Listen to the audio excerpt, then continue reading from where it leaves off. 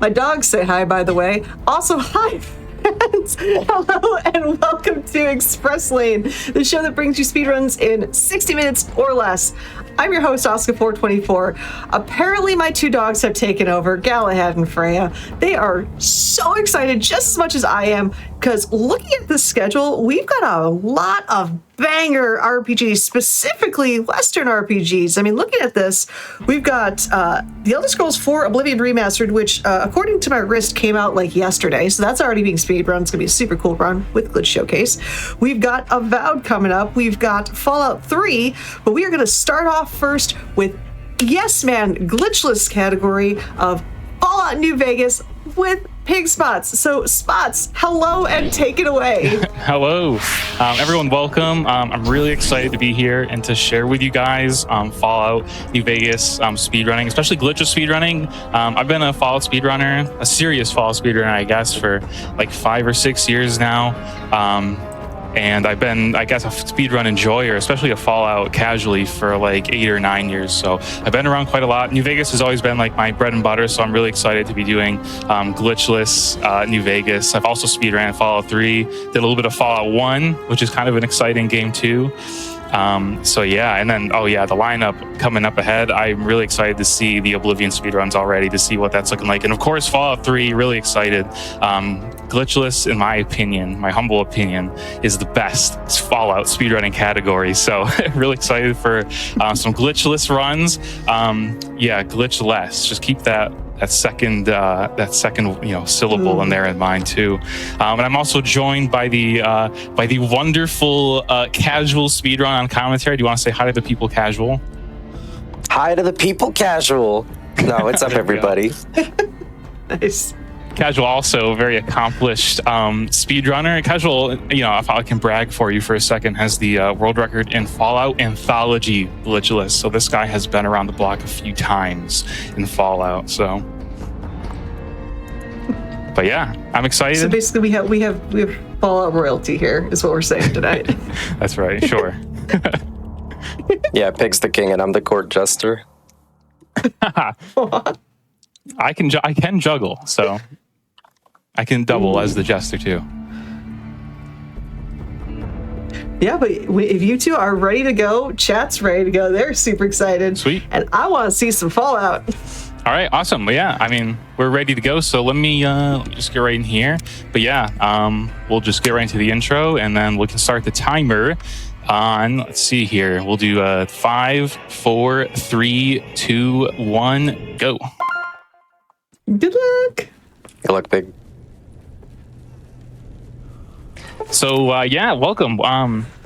This is some stuff I gotta focus on to try and get through some of this, but again, welcome. This is gonna be the glitchless speedrun for Fallout New Vegas. Right now, obviously, we're just gonna be doing a character creation. Now, normally this will take me, 2 or 3 times the length of the entire speedrun, usually 20 minutes at least on the name. We're gonna go with a solid courier. That's a classic name. I feel very added by that comment, because yes. If you're curious, I'm sure some people are curious about the role-playing elements for our character. The only things that are really important is our special build, our special stats. We're going to do 2 strength, 4 perception, 9 endurance, and 10 charisma. That's going to be useful for later on in the game. Just going to create our character. It doesn't matter. Just get through that menu as fast as possible. And then there's going to be a couple skills that we got to take. We got to make sure our tag skills are going to be speech and survival. And then we're going to take a trait called skilled later. But either way, we can finally look around. Thank you, Doc. What do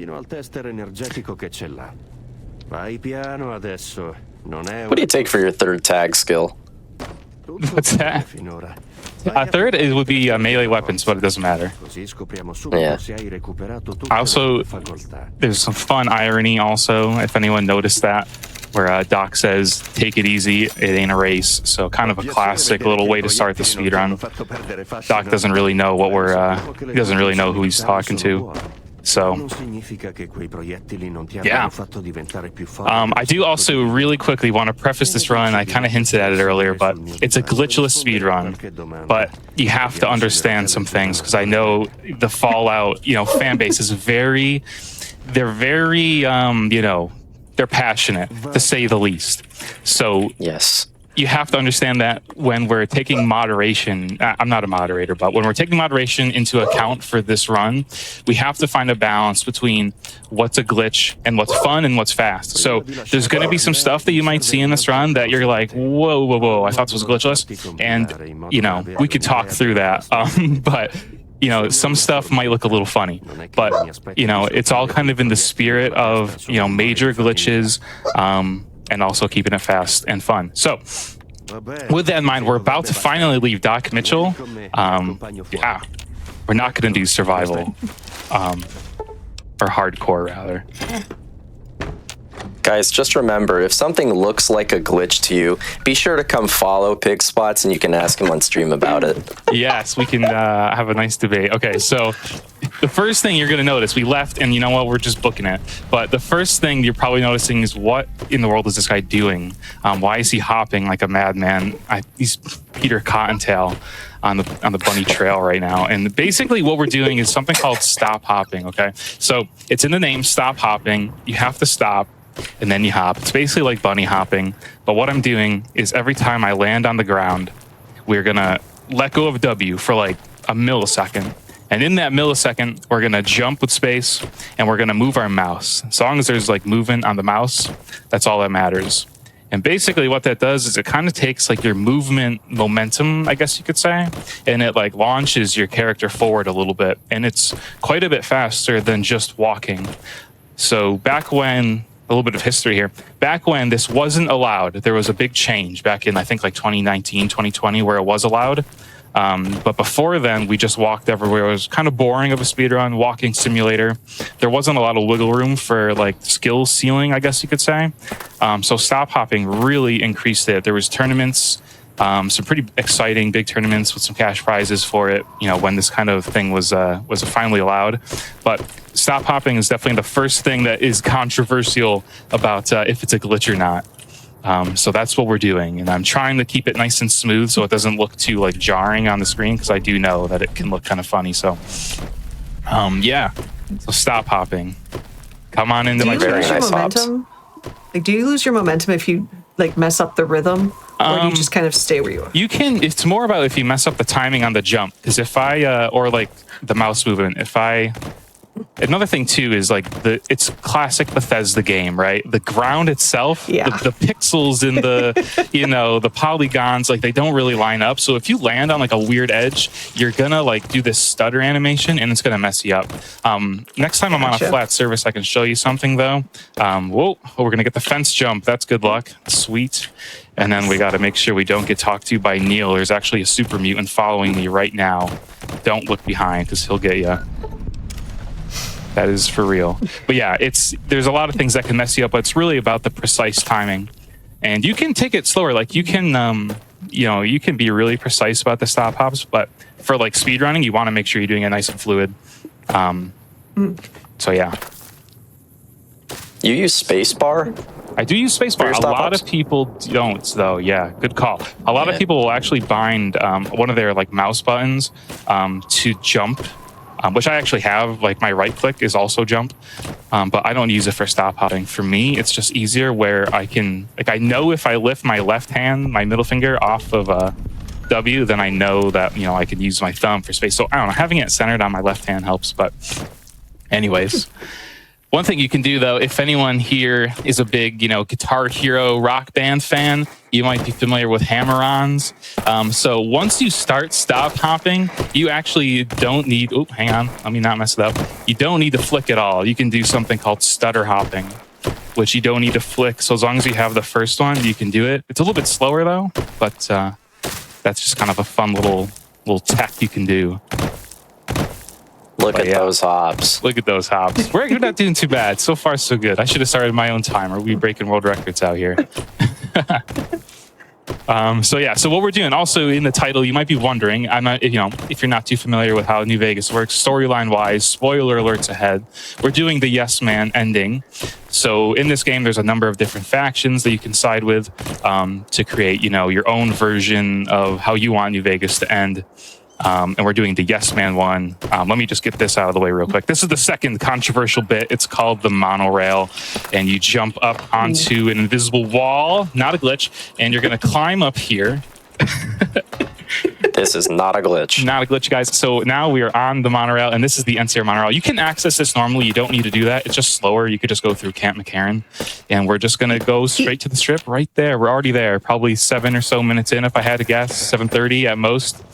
So now... Yeah, a little bit less than that, yeah. So we're now on strip. So we're doing the Yes Man ending. So that means in order to do that, Yes Man, we have to talk to the tribes, the factions, different factions. We have to meet them to kind of create our own version of New Vegas. And this is one of them. And a lot of these are really silly because you don't even have to really do anything except say hi to them. So that's what we're going to do. I will say you've got plenty of love and chat and full support of, I mean, the wall was there, so of course it's not a glitch. Right, it was just climbing.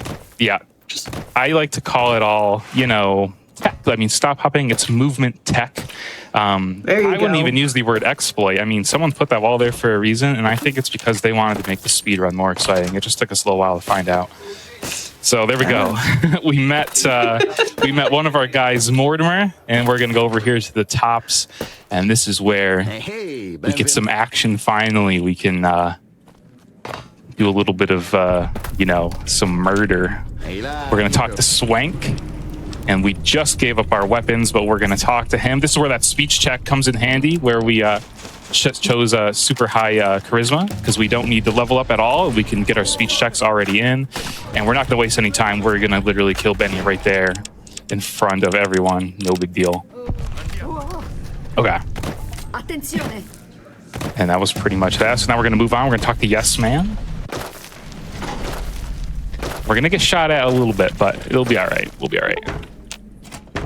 Because we got the power of the stop hop on our side. So now we're gonna talk to Yes Man, and this is just to advance the storyline. Another little fun thing is that because we talked to Swank, that will not only that gave us our weapons back immediately, but it'll also make Yes Man spawn outside of the tops once we exit. So when we have to talk to him later, we don't have to go all the way up here. If you didn't talk to Swank, you would have to do that otherwise. So fun little thing there. They're mad at me because I just made a mess in their casino, but it's okay. We are just gonna loot Benny.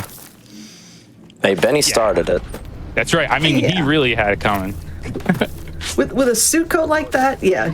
I know. He's gonna start something. He always reminded me of his name's Adam in Beetlejuice, like the main guy there. He always wore like that black and white. Yeah, you know what I'm talking about. Oh yeah. All right, so we killed Benny. We talked to Yes Man. We looted Benny. We got the platinum chip, and now we're gonna level up our speech. We leveled up survival on that first one because we're about to get the only perk that we need, which is travel light, which increases your speed on the ground by 10% when you're wearing no armor or light armor. So there we go. It's the only one we need. Level up speech because we need 100 speech by the end of the run. And we're just gonna barrel past these guys. Control room. Nice. Got the cool little jump shot there. Gonna kill Mr. House. I'm not even gonna look. I know I got him. Hit him with the 360 no scope. Crazy. Also not a glitch. Definitely not. So here we go. Now, this is a little fun guy. I'm hoping we don't talk to the NCR guy. Let's see if we can avoid him. Oh, we did. You didn't even see him. But there's a guy there, and he talks to you. It's like a 2-second time loss, and he's actually going to follow us until the end of the game. So we have to make sure we're fast. He really wants to talk to you. He really wants to talk to me about my car's extended warranty, but it blew up in the nuclear fallout, so it's not going to work. All right, so there we go. So now we're going to move on. We're just going to meet the rest of our tribes that we have to meet to satisfy Yes Man. And the next one is going to be the Boomers. So we're just going to stop, hop away. And if you have any announcements or anything quick time, because we're just going to stop, hop for a little bit. So I just want to remind everybody, best friends in chat, put ! Discord in there right now, and you can join the official GDQ Discord and add your Hotfix Enjoyer role. You can keep tabs on upcoming events, talk to staff, and a whole bunch more. Again, ! Discord in Twitch chat, and my best friends are going to do that. I know you will. Also, any subs, Prime Gaming subs, gift subs, bits that you cheer on this channel help support Games Done Quick and shows on Hotfix. So if you enjoy watching speedruns like this, consider subscribing to the channel, get access to our emotes, have ad-free viewing, which is always nice, and chat with other subscribers during our replays. Yes. Well done. One breath. Thanks. Nice. So yeah, like I was saying earlier, this is the Yes Man ending. There's also some other categories that I do want to shout out. The other categories for the main quest ending are a little bit weird because you actually have to hack a terminal. And it's a very hard terminal, so it's a little bit of RNG. So Yes Man is not only the fastest, but it's the least luck dependent. So it's really all about honing in on your skills and stop hopping. So that's kind of why Yes Man has always been like the most fun. There are the very hard terminal. It's kind of fun, but after a while of like being on a crazy pace, it gets kind of old when you mess up and you're going up against first try password. Yeah. But this game also has a lot of really fun categories. The any percent, like glitched route, is really cool. The glitches, if you think what I'm doing right now is a glitch, you Fallout purists. I mean, you should see the any percent route because it's like 7 minutes long and just absolute carnage from start to finish. But there's also, all unique weapons. There's all quests. So lots of fun in the Fallout, speedrunning world. So right there, yeah, I'm looking at all of the categories that you run, and I see a lot of world records up by those categories you run, good sir. Yeah, it's on the stop hopping. It's just like I don't know, it's like therapeutic after a while, so I just can't help myself. The max quest is fun. That's like almost 4 hours, and that one's pretty fun. What is Globetrotter? I am so intrigued by that one. That one is, it's just getting all the snow globes. I forget how many, but there's a number of snow globes. Okay. So it's just getting all of those. Yeah. Gotcha. So right there, what we just did, you're probably curious, that one is where we meet the Brotherhood of Steel, believe it or not. So what we did was, where am I going? We're going to Good Springs. Oh, we got the rad scorpions. That's okay. These rad scorpions, they show up and troll us every now and then. So for the Brotherhood, what we do there is normally you're supposed to enter the Brotherhood and you walk through that door and the door locks behind you and you're stuck and you have to face them and build, it's a whole quest. It's like a nightmare for a speedrunner because then you're locked into something. So what we actually do there is all you have to do to meet them, satisfy their requirement is shoot them, which will make them, it won't actually make them hostile, but it'll make them angry at us and give us enough reputation to where we satisfy Yes Man's requirement. So basically we pop in and out, do a little grenade flick to the side to shoot it, and we actually like hop back on the other side of the door before it closes and locks on us. So it's a very tight window. It's just a little bit of practice and you'll get it. But even if we did get locked in on the other side, you can actually just pickpocket the key and leave. But if anyone wondering what that was, it was very quick. But that is technically meeting the Brotherhood. And now we're going to go to the Great Khans over at Red Rock. And there's some Cazadors following us. And you don't even have to worry about them. We're too fast. So normally one of the most fearsome enemies of the game. Doesn't really matter. They can sting you. And it's actually very annoying because they have a lingering poison. And you can't fast travel while you're taking poison damage. And we're actually going to go to this little abandoned, destroyed house thing. And there's a little bit of a fast travel time save that we're going to do. And if you're taking damage, you can't do it. But usually it runs out by the time you get here. Casual, what's your favorite part about Fallout speedrunning? Oh, my favorite part about Fallout speedrunning. So much that would have to be... Oh, there are so many bright and lovely features of Fallout speedrunning. I'm going to have to go with... I feel like stop hopping is too basic. Is stop hopping too basic? No, you can say stop hopping. Well, I mean, it's just that it's always happening, That's true. Which is not a bad thing for sure. Breathing. That's not what I mean. It is like breathing. So it's hard for me to say breathing is my favorite thing about living. I do Very like true. it though. I'd love to, yeah. Love to do it some more sometime. Yeah. I agree though. Stop. I gotta say, Yeah. just the way that things, even when you're doing a glitchless run, completely, they just make Fallout experience. Yeah, they. I don't want to jinx it by getting specific, but Okay. it's not even as as much in New Vegas. Just Fallout is a funny game. Yeah, I was about to say it's very unique. We'll say anything Bethesda speedrunning is very unique. So yeah, I agree. What we just did, we just met our last two people for the Great Cons. All you got to do, there's a big invisible trigger box. You just got to be in there, and that's all you got to do. So we did that, fast travel away immediately, and then the last one was the Gamora, the Omertas, and all we got to do is enter, and they get mad at us. Also, I just realized something that I didn't explain even a little bit, is that the game is in Italian. And I don't know if anyone Mamma noticed mia. that. Actually, people did mention that. Okay, so the game is in Italian, and that is because it's the fastest language. The Doc Mitchell in the whole intro sequence, the fastest dialogue is Italian. So there we go. Mea culpa. Yeah, this little bit is loud, so rest in peace, headphone users. I apologize. All right, we're back. Shouldn't be loud anymore. But yeah. When are we going to add? What's that? When are we going to modify that? When are we going to modify that sound file and put that in the speedrun mod? True.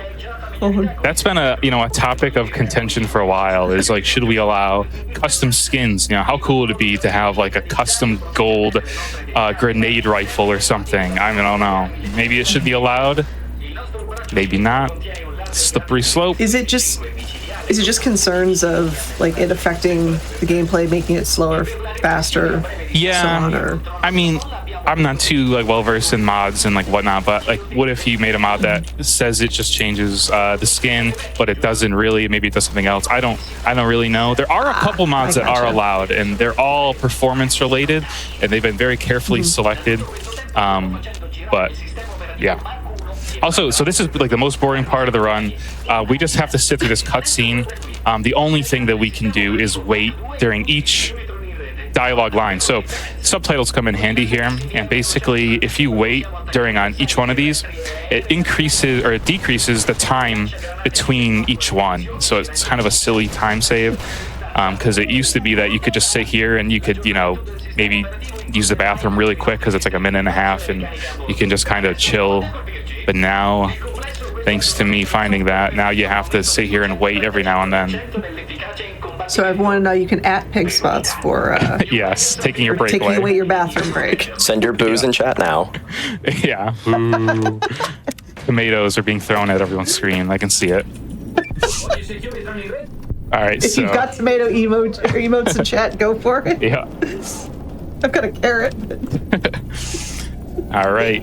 So that's over with. We're almost to 100. Doesn't matter what perk. One last thing. We met all the tribes. Nothing went wrong, so that's a good thing.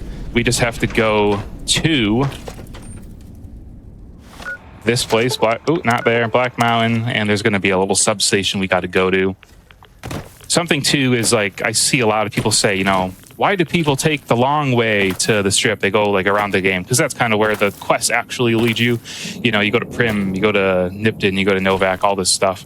And a lot of people say you should just beeline it straight for the strip. Like, what's stopping you? And although that's true and it is fast, the route that we take, we do it very specifically because you have to go to Hidden Valley because you have to discover the Brotherhood for later. You have to go to Black Mountain for this. This person just said stay out of the control room that we're already in, and so we're just gonna do what we got to do and leave. That was kind of funny. Oops. Normally that person doesn't talk to you, so that was a little bit another irony there. Stay out of the place you're already in. Stay out of the control room or there's gonna be trouble, got it? Yeah. I heard you loud and clear. Okay, we'll both be in there and leave. Bye. All right, so there we go. And we're pretty much right at the end, actually, if you can believe it or don't. We just have to talk to him one last time. And this is going to initiate the end of the game. We're ready to go to the Hoover Dam and start the second battle of the Hoover Dam. And there is one final, this is like the final boss. This is like where it all comes to fruition here. So we're at the dam. And first of all, it is deadly. There's people shooting you. There's, it's just crazy. It's mayhem, as you can see. This is really the big battle we thought it was going to be. But there's another one of those, I don't even know what to call it, texts, and it's right here. Normally, you have to go through this whole substation. Whoops. And it's a whole thing. But what we can do, very particularly, we are going to hop our way around it. This is like the final boss of Is It a Glitch? Yep. And so we hopped our way around an invisible wall, and we're going to also do a little fun thing here where we teleport to the other side, not a glitch, and we're off. So that went very well. A lot of really particular instances in there. You can, yeah, it's just tricky. There's an invisible wall. You got to kind of remember how to jump around it. These guys, I'm telling you, I'm on very easy, but these guys can get a lucky headshot and really deal some damage. So if you're low on health, you very easily could die here. I see it's a little parkour. Yes, style. that's the way. Parkour. There you go. We're bringing it back. Not sure if it ever went away, but... So, yeah, that was pretty much the last thing there. Now, all we got to do is we got to talk to some people. So we're going to talk to, like, Atlanteus first, go on this little rock, and we're just going to talk to him. We're very pacifistic, except for those couple of people we killed earlier. And that's all set. This is what we've been building up all the speech towards. We basically just say no you and send him back to Arizona. Yeah, pretty much. And then here we go. Now we talk to General Oliver of the NCR. Same thing, speech checks. And then we're pretty much going to be coming up on the timer in probably 20 seconds. So just get ready on that trigger finger on the timer there. Hold the irony of Yes Man ending with a no you. Yeah. Is fantastic. Yeah, good point. Never thought about it like that. All right, so here we go. Talk to this guy. 1, 1, 1, 2, 1, 3. And we are coming up on time in right now. Time. We're done.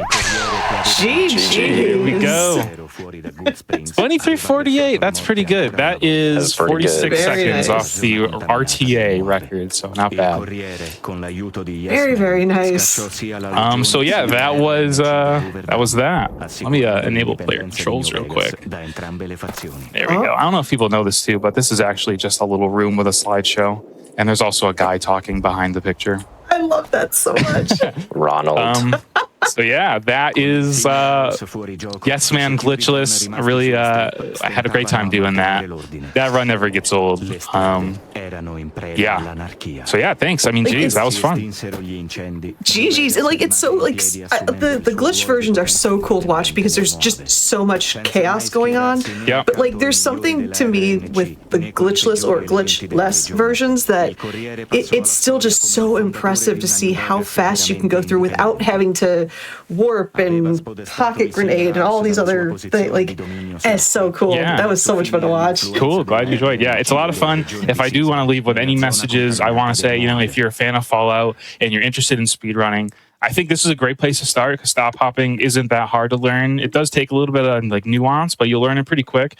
And just Fallout in general has a great community, small community. So that's why, you know, whenever there's a new face, there's a lot of people that are really, you know, dedicated and want to help out. So if anyone is interested in Fallout speedrunning, we have a Discord, join it. But yeah, and even not, just Fallout's a fun game to speedrun. New Vegas 3, 4, all of them. It's a good time. So yeah. And yeah, where can they find you? What are you currently playing, both you and casual? Yeah, I mean, you can find me on Twitch at Pigspots, YouTube at Pigspots. Right now, I've been streaming this in preparation, but I feel like I'm in the zone now. So I'm going to try and work towards a new world record. It's 23:20 right now, or 22:20. So I want to get that down a little bit more. Maybe not sub 22, but at least another like 10 seconds off, 22:0 something maybe. Yeah, casual. How about you? People can find me, same, twitch.tv/casual. I have actually been playing a little Fallout. There's a new door randomizer in Fallout 3, Arbador. Right. Oh. But yeah, right now I'm actually gearing up to go to PAX. PAX coming up on Thursday and all the way through the weekend. I'll be running Siren there, so I'll see you guys there. Sweet. Nice. Again, that was absolutely amazing to watch. You two are such a treat. And chat, give GG's one more time for both Pigspots and Casual Speedrun for that amazing Fallout New Vegas run. Thank you. But sit tight because we are.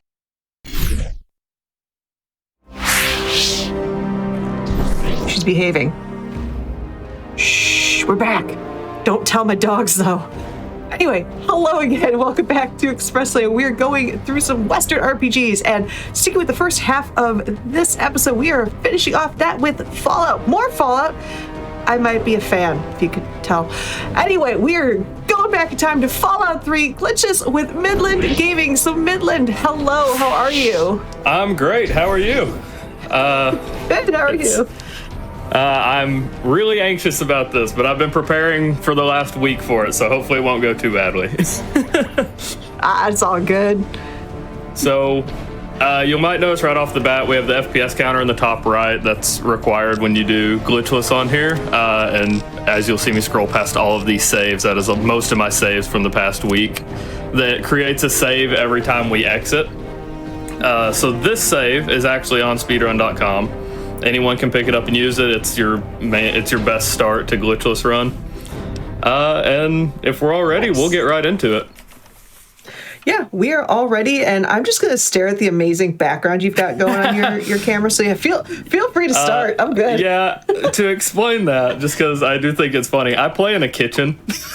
So I have a virtual background, and then I have my little PNGs I'll replace based on the game I'm playing. So yeah, all of them will have the desk, and I always put myself behind the desk, so it's just a lot of fun. All right. Love it. All right, let's get into this.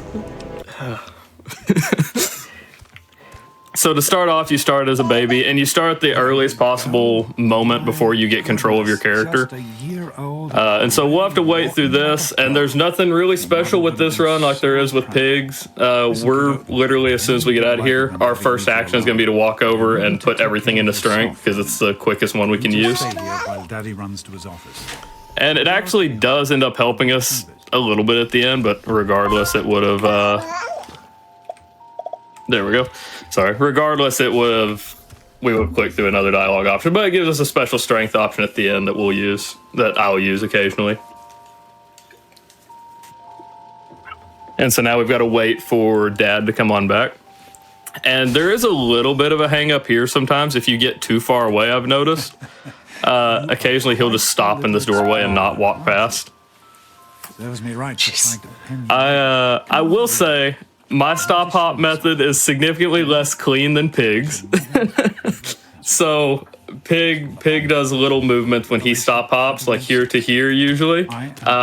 We will use the same movement tech here, except mine. If I ever lose my rhythm when doing something like that, you'll see me go to circle hops. And I'm going to try to refrain from that because it's pretty jarring. But, we may or may not have to... We may or may not have to start doing that. Oh, and I got off timing there a little bit. But as soon as he says when your friend Amada wants to play, you can open the door and move forward. We experiment to prepare to survive. I do like that there's different options of hopping. If one hop is not sufficient or it doesn't work well, you can always have a backup hop. Yeah, for me, it's the circle hops are just more about a rhythm. And so this one is rather new to the scene. So Pigspots has his world record in Fallout 3 glitchless, actually. And he started using, the start of his run uses this birthday party strap. The old one, we would hop around. There's a kind of rectangle over by that door, and it triggers Andy, the robot over there, to start cutting the cake. And then we'd hop back around and just lock Dad in place by spamming E. The new method is we press E on Dad once so he doesn't move, talk to Amada, jump over. You'll get to see it. I don't have to go through all of it before we even start. Good Lord. Sorry. It's all good. Problem with drinking a carbonated beverage before you start this. Happy birthday! I mean, same. Having a good time? And so we'll go right here, and then we walk back over with Dad. I say Father quite a bit because I've been playing Fallout 4, and there is a character named Father. Hi, honey. True. Honey. Having fun? But, it's okay. This father has a particular set of skills. Yes, he does. Liam Neeson would make a terrifying addition to this game. So after that, we can talk to Old Lady Palmer, and then we can lock Dad in place. We can let him walk a little bit further. Now go on. I was a little uncomfortable there. He has 3 voice lines here, and the longest one is that I can't believe you're already 10. That's the one I usually go for before I start everything. And you can see there I didn't quite lock him in place. But once Amada talks to us, we hear the intercom, and he'll just start walking towards it. Super cool, Jonas? right? And then once Jonas actually finishes his sentence, you can cut him off just like that. That was Jonah. And so now we quick save and actually exit to main menu and then join back in because it makes stop hopping a little bit easier. Or it could just be a placebo. I don't know exactly how it works. I just know it supposedly works, and it definitely feels like it does.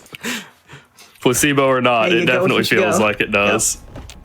What are you doing down? So we talk to Jonas, and then we get the BB gun here in just a second, and we'll shoot Jonas to skip his dialogue line. We can open this, and the rest of this gets a little, or gets pretty straightforward. We shoot the 3 targets just like normal, then we kill this rad roach, Take care of that with your BB. and the rest of the vault sequence goes pretty normal outside of the goat test next. That I actually pressed E because I fat finger things all the time.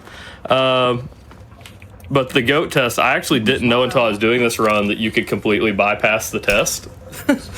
Not a glitch. It's just in the dialogue options. It's just something I had never explored to figure out. So that was one of the interesting things when I learned this run. I am Alpha and Omega. The beginning. I'm loving a theme with Fallout runs or just probably Bethesda runs in general. And I swear this is not a glitch. Yeah. And there's like somebody in the corner just side-eyeing go. It's definitely hard just to play the game normally without running into glitches, let alone doing it quickly. Right. So there is a medicine bobblehead there. Some people grab it. I usually don't. By the time we end the run, we'll end up with 100 medicine anyway. But we choose the bottom option, followed by the middle, and then the top, and we don't have to take the test actually. And we'll just go straight through the game. We'll start the exit sequence. All right. Kind of, like I said, kind of crazy. I'd never noticed that before then, but you know, with how much time I've actually put into these games, it's pretty wild. Come on, you've got It's still fascinating that there's still things being found, like, Yeah. to this day. I mean, Fallout's been out for a good while now, and that's cool to see. Keep, like, evolving. but don't wait. So in the last week, since you invited me onto the show, I have spent. I didn't start punching early enough. You can punch and completely bypass Butch here, and I didn't start early enough. I've done that multiple times in my runs this last week, as a matter of fact. But Hold on, Missy. I just. there we go. And I like to punch Gomez, so we skip his dialogue. Fair. But in the last week, I've put basically every day since last Monday, I've put multiple hours into running the speed run. And so there were 3 skips that were pretty inconsistent that come in towards the end of the run that in this last week, we have found a way to make completely consistent, actually. There's a guaranteed way to do them every time, which is actually pretty big for the speedrun itself. So we will get to Taft Tunnels, and I'll talk about it more in a little bit, but Taft Tunnels was the big one that caused a lot of runners to stop because it was just painfully inconsistent. And it's about the 20 to 30 minute mark, 25, 30 minute mark, really. And that one is painful to mess up when it does. So that's why a lot of people have abandoned the run at that point. So Gotcha. here we just stop hop through as quick as possible, and we jump up on this railing because we can actually squeeze through the gap to this vault door after it starts to open. Occasionally her dialogue starts to skip, like she's screaming there. But we'll just skip on through here. Nice. And that's where it makes the save. That's why you see so many saves at the start of that run. Ah, gotcha. Oh, and that was kind of painful, but we got through it. So yeah, unlike Pig, and apparently the majority of the runners that were in chat who say spacebar superiority, I use my right click on my mouse because it just makes it easier to make the motion and then time the jump. That being said, I still mess it up a significant amount of time, but spacebar was definitely not for me when I attempted it, so when I first learned, I certainly gave it my best shot.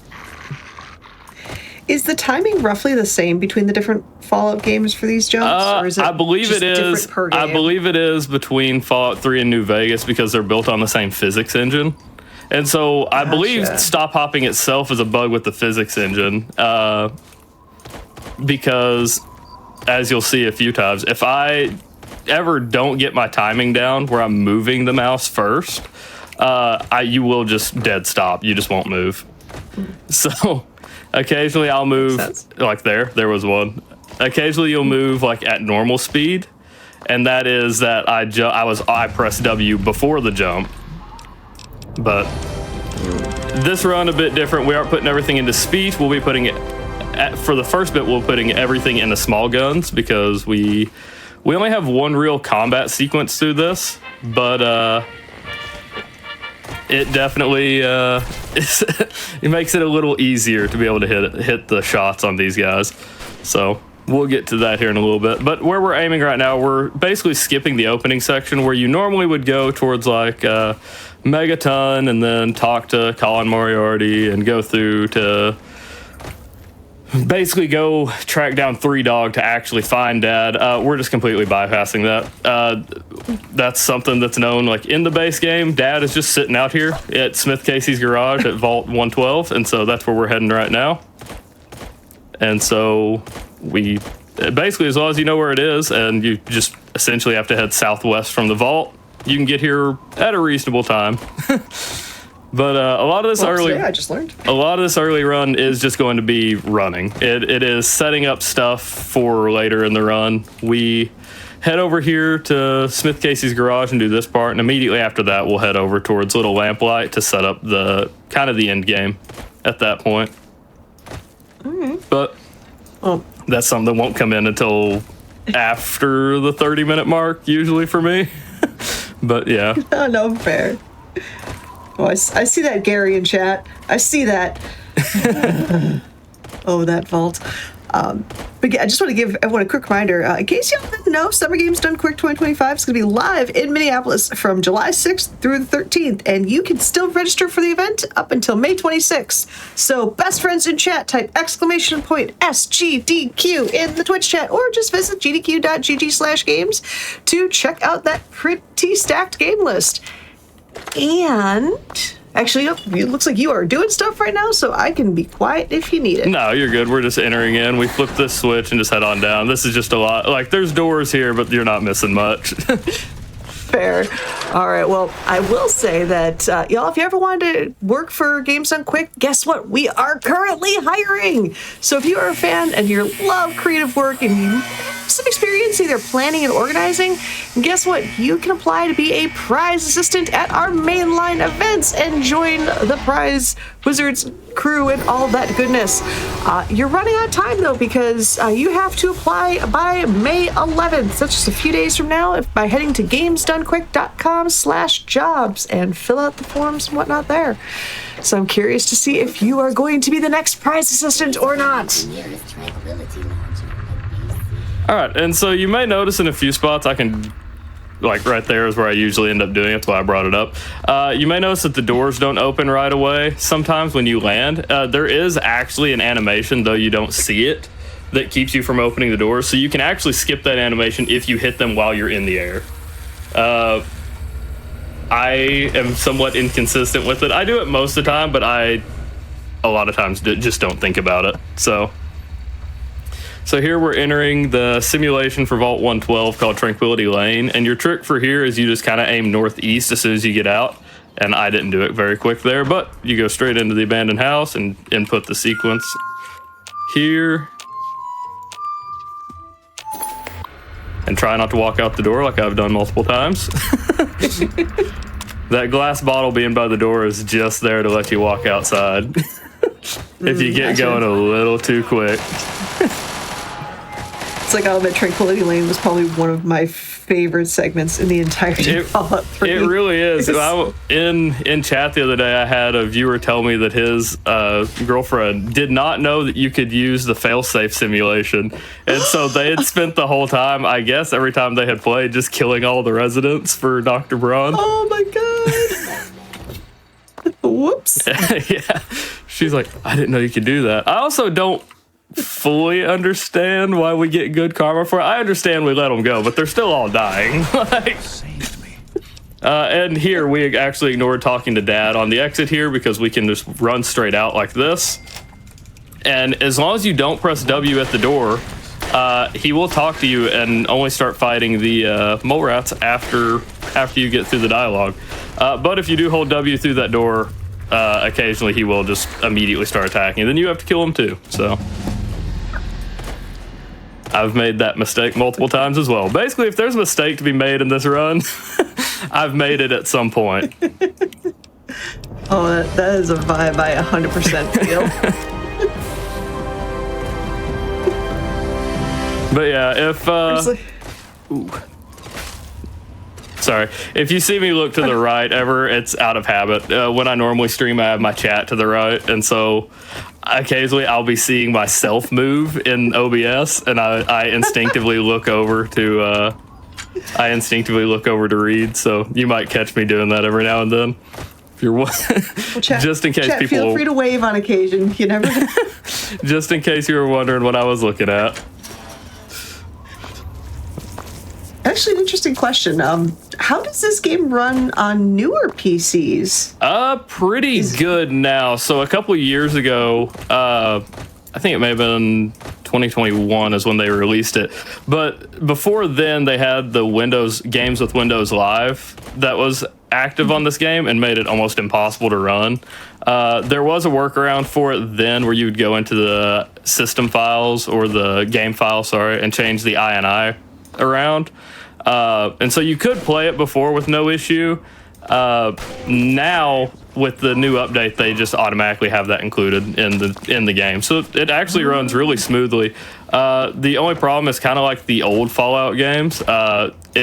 Your movement speed and everything is dependent on your FPS. That's why we have to limit to 60 specifically in this run. Gotcha. Because otherwise, you'll end up going way faster, or your stop hops and everything else will be somewhat inconsistent.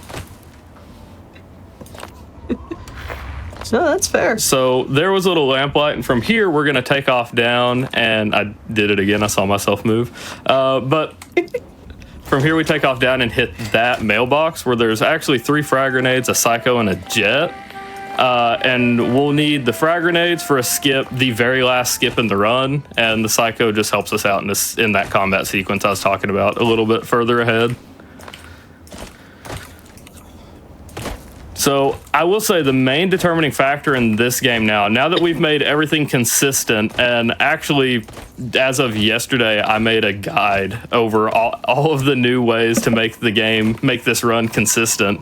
And that guide is on speedrun.com now. So the playing field has been leveled. It is no longer whether you get a glitch or not, or whether the game bugs out or something like that. Now, it should be 100% consistent. So your main rival is just going to be your technical skill at this point. And clearly, like I've said, mine struggles a little bit. So I've got a top 10 now. But if you're able to do all of the skips, a lot of the runs in the top 10 don't utilize all of them. So top 10 is pretty freely open right now for a lot of people.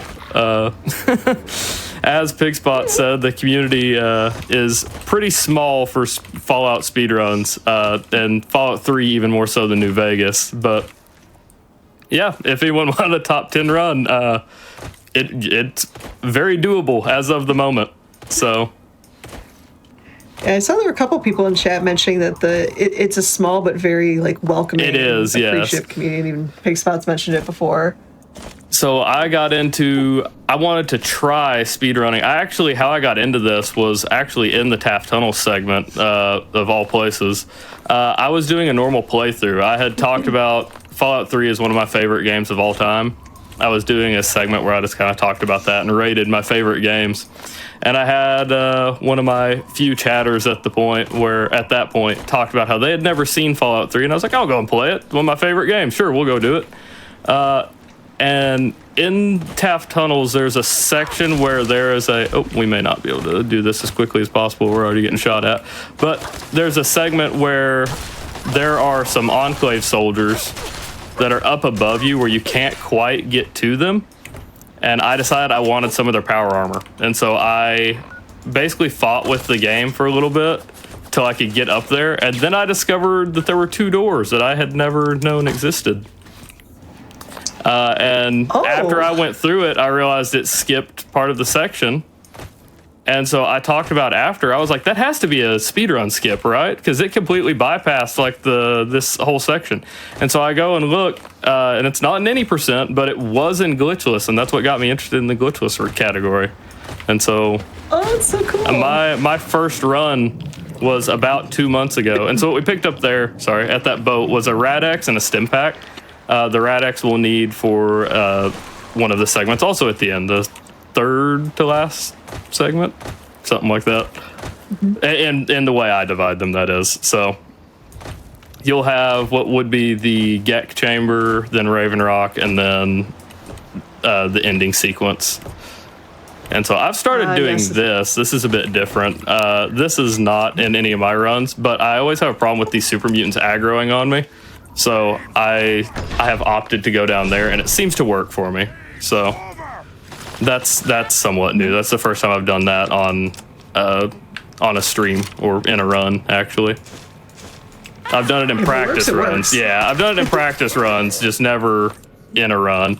And so there we took the Psycho, and that Centaur has costed me multiple runs. So I always do a little bit of damage to it so we can see if it dies. If not, we know we need to target. There it was. There's the XP, so we know it died. Nice. Otherwise, we know we need to target it when we get back out.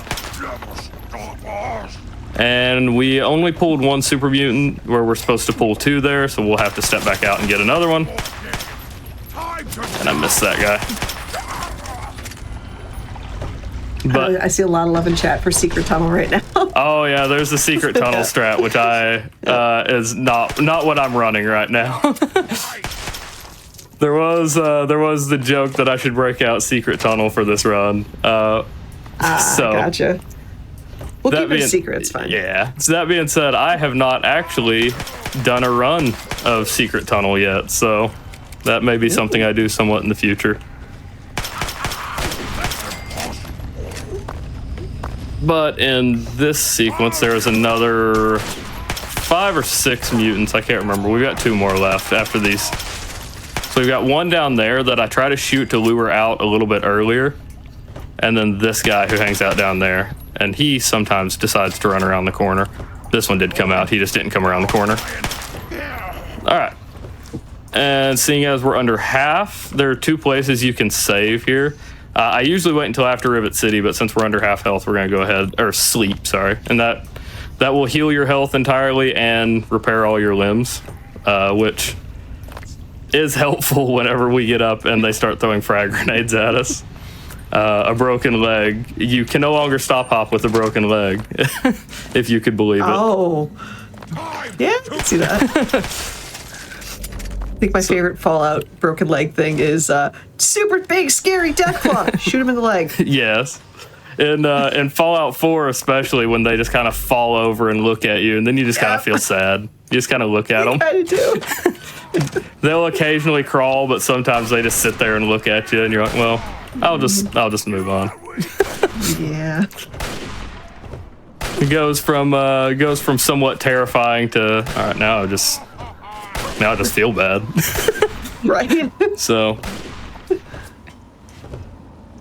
and a lot of times that's the one that will hit me with a frag grenade. So I'm glad he didn't engage this time. They are amazingly accurate with those frag grenades. Despite them not knowing what stop hopping is, boy, can they lead you with those stop hops. There have been times that I'm on top of that before I've jumped down that they throw it down towards the water and catch me somehow. I have no idea how they manage it. I have no idea how they're coded to know that you're heading that way or anything, or if it's just a complete fluke that it happens to land right at my feet every time. But every time. Yeah. So once we enter here, we're gonna try to swing left, and yep. As we try to hit the door, we talk to Diego. Occasionally they're standing out there, and I went through too quickly. There we go. You can hold W in the black screens, and you do move. If you don't move your mouse enough, though, you end up in some awkward places that you're not expecting. So this little sequence, if you time this right, We need to get back to Project. right there, he will completely skip his dialogue with Madison Lee, and you just say, "Let's get going," and we're able to head back out. Hey there. It's a bit. All right, then. You can speed through a few of these sections just by some good positioning. So just with that, we go back to Jefferson. And so we didn't clear out the outside because we need it we need super mutants out here for a section a little bit further forward. But we did clear out the inside because now the scientists will come in here. Like there's one there. But we actually have to wait 2 hours for Dad to actually go into Project Purity even after we're here. So a few scientists just teleport over and he does not. Here we are. So with this, we'll just click the second option and go right through.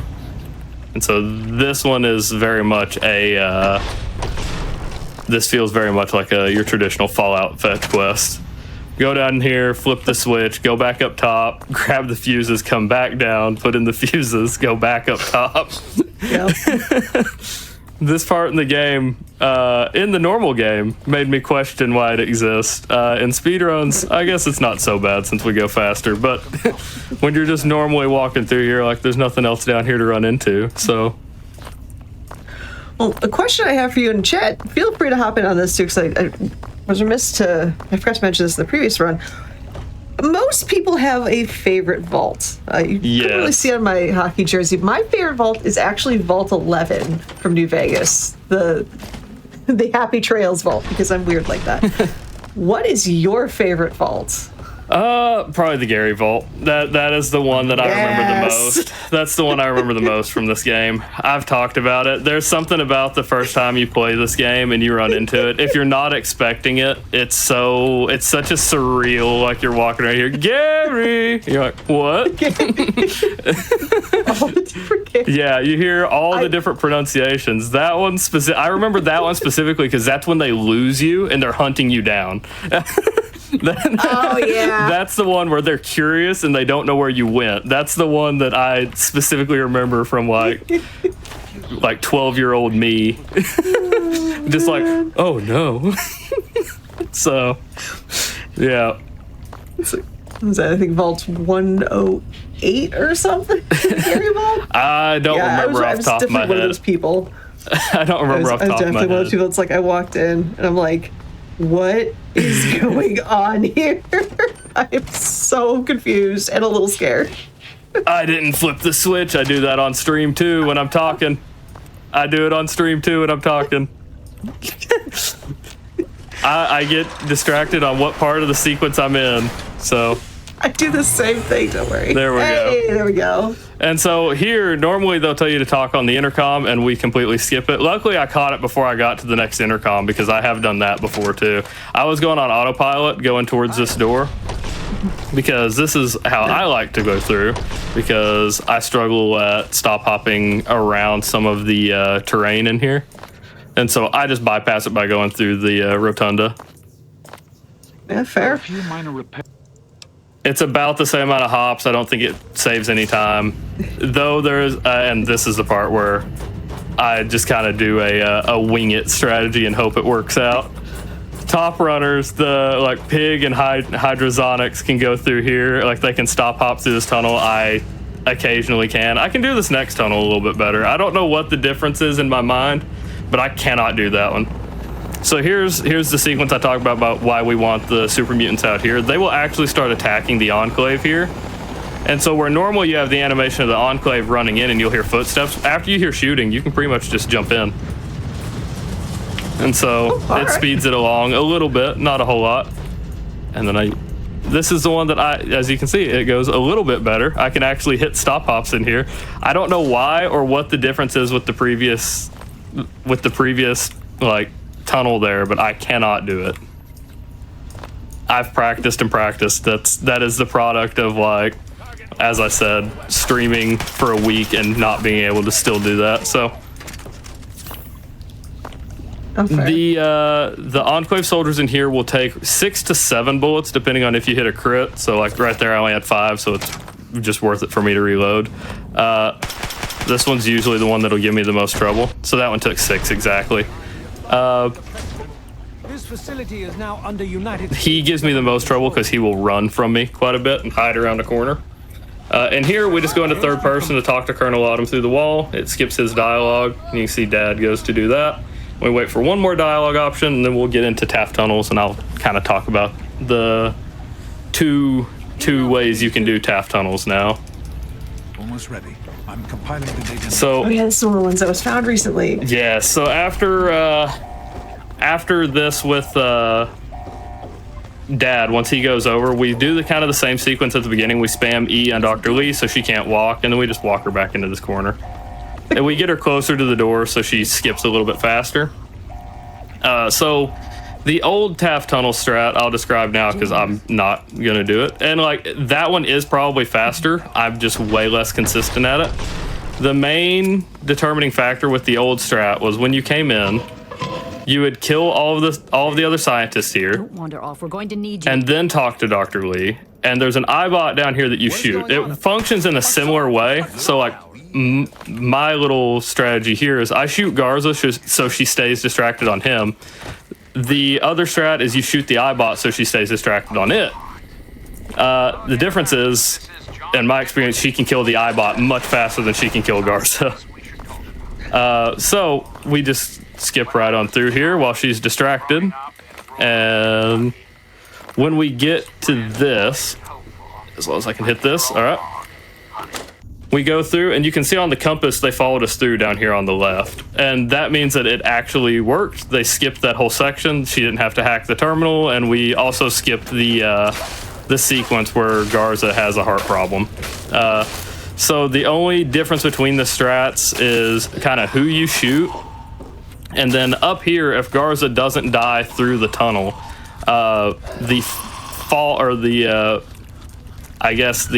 failing of this strat at first, because this was at first found by Hydrosonics that you could shoot Garza as to get through here, but what we didn't quite piece together at the time is that you get far enough away from the ghouls up here, you can actually wait.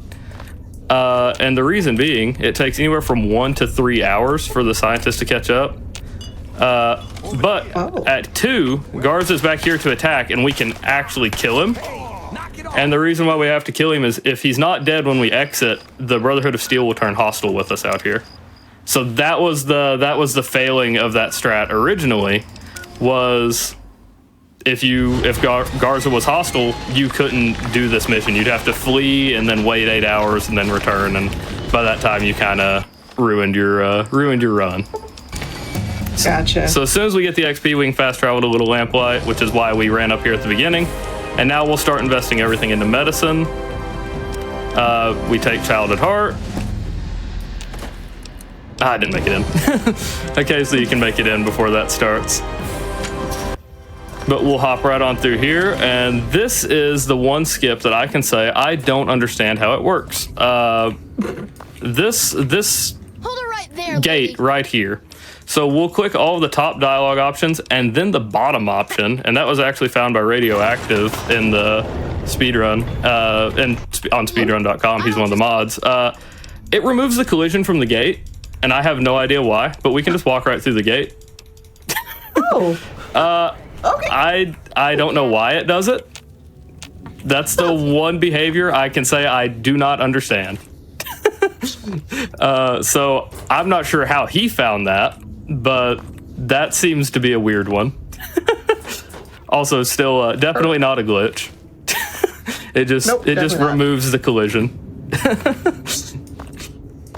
So we'll go right on through here towards Murder Pass, and we wait an hour back there because that gives McCready time to come up here and open this gate, and it be open by the time we get here. If you wait much longer when you get up here, it will still be in the process of opening, so you can't go through it. So here we take this left path because it's a little bit faster if you don't get body blocked, and I didn't that time. You will normally end up crippled here because the one with the minigun usually, not due to those guys. I apparently had a lot of damage on my chest. But we'll jump on through here.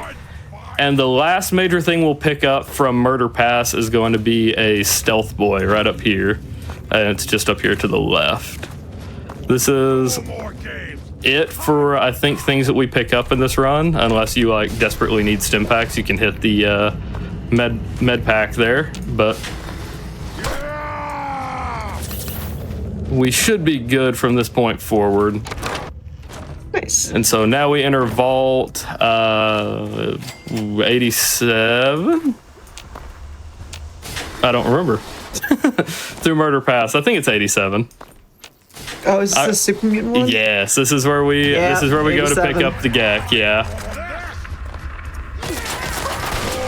You would think with how much I've played and especially how much I've run this, I would remember. But I always just refer to segments at this point as this is just GDQ. This whole section is just called GDQ to me at this point. So That's fair. You aren't the only one, don't worry. So we go through here as quickly as possible, and I discovered a behavior here going up. There's a portion after you pick up the GDQ that I would call the run ender, which we're not going to get because I'm going to avoid it. But if you don't get through this section fast enough, these super mutants will follow you into the next area. And they are not programmed. So how you avoid the run ender is you go in immediately and then just load this autosave. And then we're good. It breaks the detection from the previous area. Not horribly, but enough that like they won't follow us through the thing. Like if we crouched, it would still say we were in danger, but they just don't follow us through the door now. All the super mutants in this section, at least from what I can tell, are programmed not to interact with the Enclave cutscene that comes up later. But the ones from the previous section are not programmed that way. So if they follow you in, they will walk into the cutscene and completely interrupt it. And then you actually won't fast travel into Raven Rock at the end of the cutscene. You'll just be frozen there. It is a soft lock for the run. And I had it happen to me enough, again, beat my head against a wall until we figured out how it worked.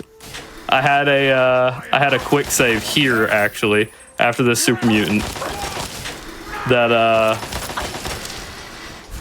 where I just basically reloaded till I could figure out why it was happening. So that rad axe from the beginning, I hotkeyed to 3, and so we went ahead and used the rad axe right there, and we can do the same third-person glitch that we did on Colonel Autumn to go ahead, or not really glitch, access, I say glitch, the same third-person trick to access the glitch, or the GDQ there, Jesus Christ, to be able to run through this section now.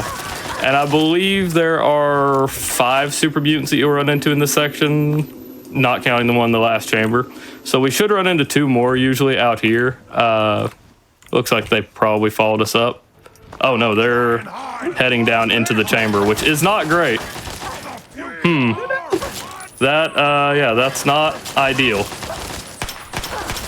So normally, if you're slow enough, and I did this a little bit too quickly this time, they won't follow you into the... They shouldn't follow me in now. But they usually don't come into this chamber. He only did because he was attacking me. I think we should be okay now. Otherwise, we may have to rerun this section. But... How dare you do things too quickly? Yeah. How dare. It is a good mix between sometimes it's too quick and sometimes it's too slow. So... It's really up in the air, but I think, like I said, most of the super mutants in this section are programmed not to come in here, so they shouldn't interact. I only had to kill him because he was already in the room. So the other super mutants, though, they will just run in no matter what. Make sure the GDQ is secure. I shut that door specifically because they wouldn't keep shooting at the Enclave once they break line of sight. So we should be okay. We should be all right now. So I love a comment in chat. You suffered from success. You do sometimes. You definitely do sometimes in these runs. That doesn't happen to me too often, trust me. Well, perfect time for it to happen. Yeah. So after we're in Raven Rock, we just kind of get to hang out here while he talks. We'll click through this, and then we'll listen to the president talk to Colonel Autumn, and then us. There's not much more to this. Mr. President, I want to know how many different characters in not just the Fallout universe, but the Bethesda universe say some variant of "So you're awake." Yeah. Oh, you're awake. Wake. There's Like, I've noticed that multiple times today. there's a significant amount. I mean, just in this run, I mean, you have at least Colonel Autumn and Amada from the beginning. Yep. And I don't know if Dr. Braun or Dad would acknowledge you when you get up out of Tranquility Lane. So there's a possibility. There's 2 to 3, and if you count the DLCs with Broken Steel when you wake up, it's definitely 3. So, Oh, jeez. and Operation Anchorage, I guess that's the 4. It's like Bethesda. No, I think waking pretty up- much all of the DLCs, because you got Mothership Zeta too, so 5 in this game. The Pit is the only one you don't wake up from, so... It's like Bethesda waking you up politely since 1986. Let's go. So there, you can access that. You can access that weapons cabinet the second you get the XP, and it doesn't really matter what we invest into now. And we didn't have to do the dialogue option, but that soldier right there is where we would have the strength option. If you stop hop through, occasionally you get to skip his dialogue. It's again does not happen to me often, but. We will probably need to stop to heal. We're gonna try to go through. I like to be above half health for the exit sequence because there's a ton of soldiers you run by. So we'll see how well we do the exit sequence here in a minute. It may or may not go well for me.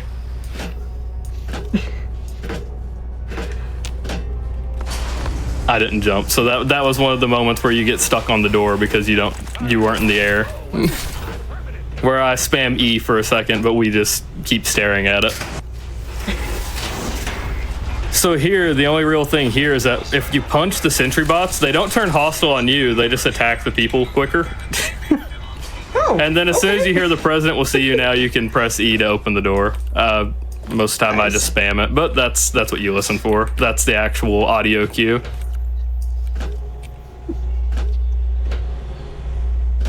And so from this point, we're almost through. We've finished all of the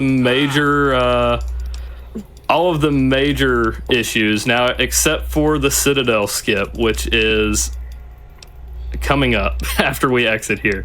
The Citadel skip has always been. Oh, I forgot to grab that. Once you see I can do that for you, Mr. President, you're good to scroll to the bottom. I just forgot to pick up the FEV canister. And we don't actually do anything with it. That's just the fastest way to get through that dialogue. And so I will save for this, or I'll quick save right here through this door, because this is where I could die pretty easily. There's 2 people in this next area.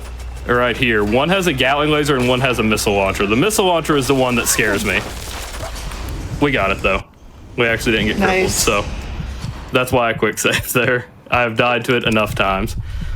So now we're on to the Citadel skip. Not a whole lot to be said around this opening section, but Citadel skip was discovered by Hydrozonics. I don't know exactly how long ago, but it's been super inconsistent. It has not been if it works, it's how many times do you have to reload before it works kind of deal. The good news is that is another thing we figured out in this last week of me running every day. So I go down to that little section there. Once you hear Sarah Lyons start talking, you can step back out, wait an hour, and then go back in. And so we're at the end of this dialogue, which means we did it a little slower. So I need to lure Elder Lions a little bit this way. We'll come right here, start to fall. We'll use our stealth boy and then pop some stim packs so we don't die. We crouch here and we'll put a frag grenade. I actually need to quick save because I forgot. So hopefully Elder Lions isn't that close. Put a frag grenade in his inventory, and then we're going to immediately look down and try to grab this Gatling laser.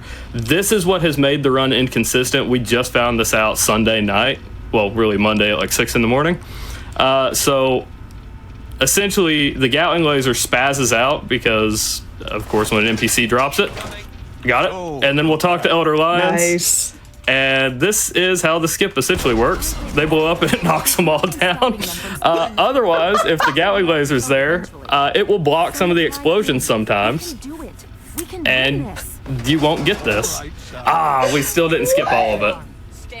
So it still wasn't a great one. We skipped some of the dialogue, but not a lot of it. Still, that is amazing. That's unfortunate. But I didn't get to Elder Alliance fast enough. He wasn't close enough to me when it happened. But essentially, yeah, you'll grab that, and if they stay knocked out a little bit longer, it skips all of the dialogue. And so gotcha. we didn't manage to get that one. So we're just gonna let this one run through. I don't know. Well, I will say, I'm pretty sure Hydrosonics is quite satisfied with that because they are in chat right now, so they've been hyping you up. The Citadel skip is by far one of the funniest skips in the game. That's amazing. And I found out on accident by accidentally quick saving after I had knocked them out when I went to reload the other day. If you just keep reloading, the physics bugs out and Rothschild and the Elder Lions will just start flipping around all over the place. So that's pretty funny. So what we did there is essentially we just told them that we didn't need the armor and that we need a minute, and we're actually not going to finish the game with them. We're going to run right up here. My leg usually gets crippled here. Ooh, that's not good. We'll hope that Star Paladin isn't mad at us. Okay, we're good. Occasionally, the Brotherhood will turn hostile with you there, and then you're not going to be able to fast travel. But typically they don't follow you outside. Usually they just start shooting at you inside, so that scared me a little bit that she actually came through the door. But yeah, now we just run pretty much to the end of the game. After Citadel skip, though it didn't work, it didn't work ideally. There we go. Didn't work exactly to plan. You got to see it. That's how the skip works. Yeah. So we'll just run straight through here. And you can actually hop over right here to get around that. And this is the super mutant I was talking about that hits me with grenades. So we're going to hope that he doesn't. But I think we're okay. He's just going to chase us with the nail board. And the Enclave soldiers that are up here, until you actually approach with Liberty Prime through the normal ending, aren't hostile with you. So you can just run right by them. And then... well then. I didn't get it, but if you're set up there, you can jump that railing. Unfortunately, I took my time and tried to set it up, and I feel like every time I think about it, I end up missing it. So I just need to not do that going forward. These are the most dangerous guys that you'll run into here with the plasma guns, plasma rifles, and that's about it. We run straight to here. This little spot here, you'll go into third person, swing around, you'll see activate airlock control. And there we go. We can cycle the airlock for ourselves. No Sarah Lions or followers needed. Tell Colonel Autumn we're going to kill him, and then just go ahead and hit 21-6. There you go. That's the end of the run. That's where your timer would stop.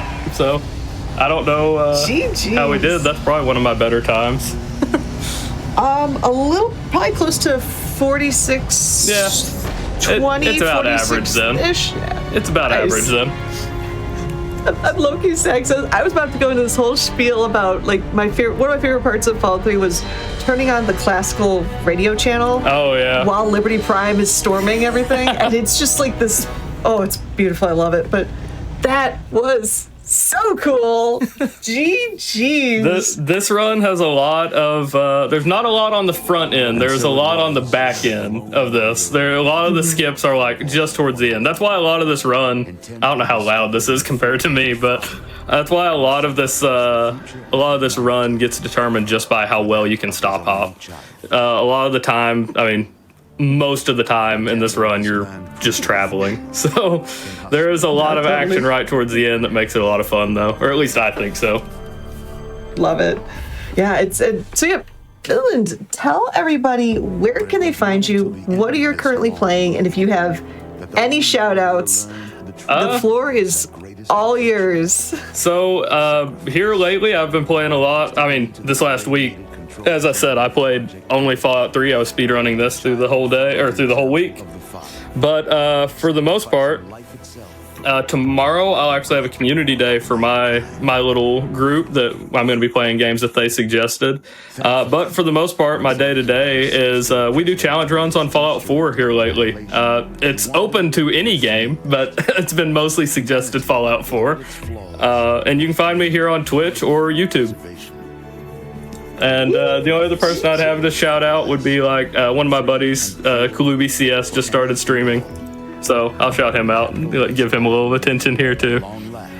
Well, Kalubi's given you plenty of love during the run as well, and there's just been love pouring in from everybody for you. It's one of my buddies I went to high school with. We still get together and hang out sometimes. So he just started streaming. We're gonna start co-streaming just indie games every Wednesday. So he'll be making appearances on my channel pretty regularly as well. So nice.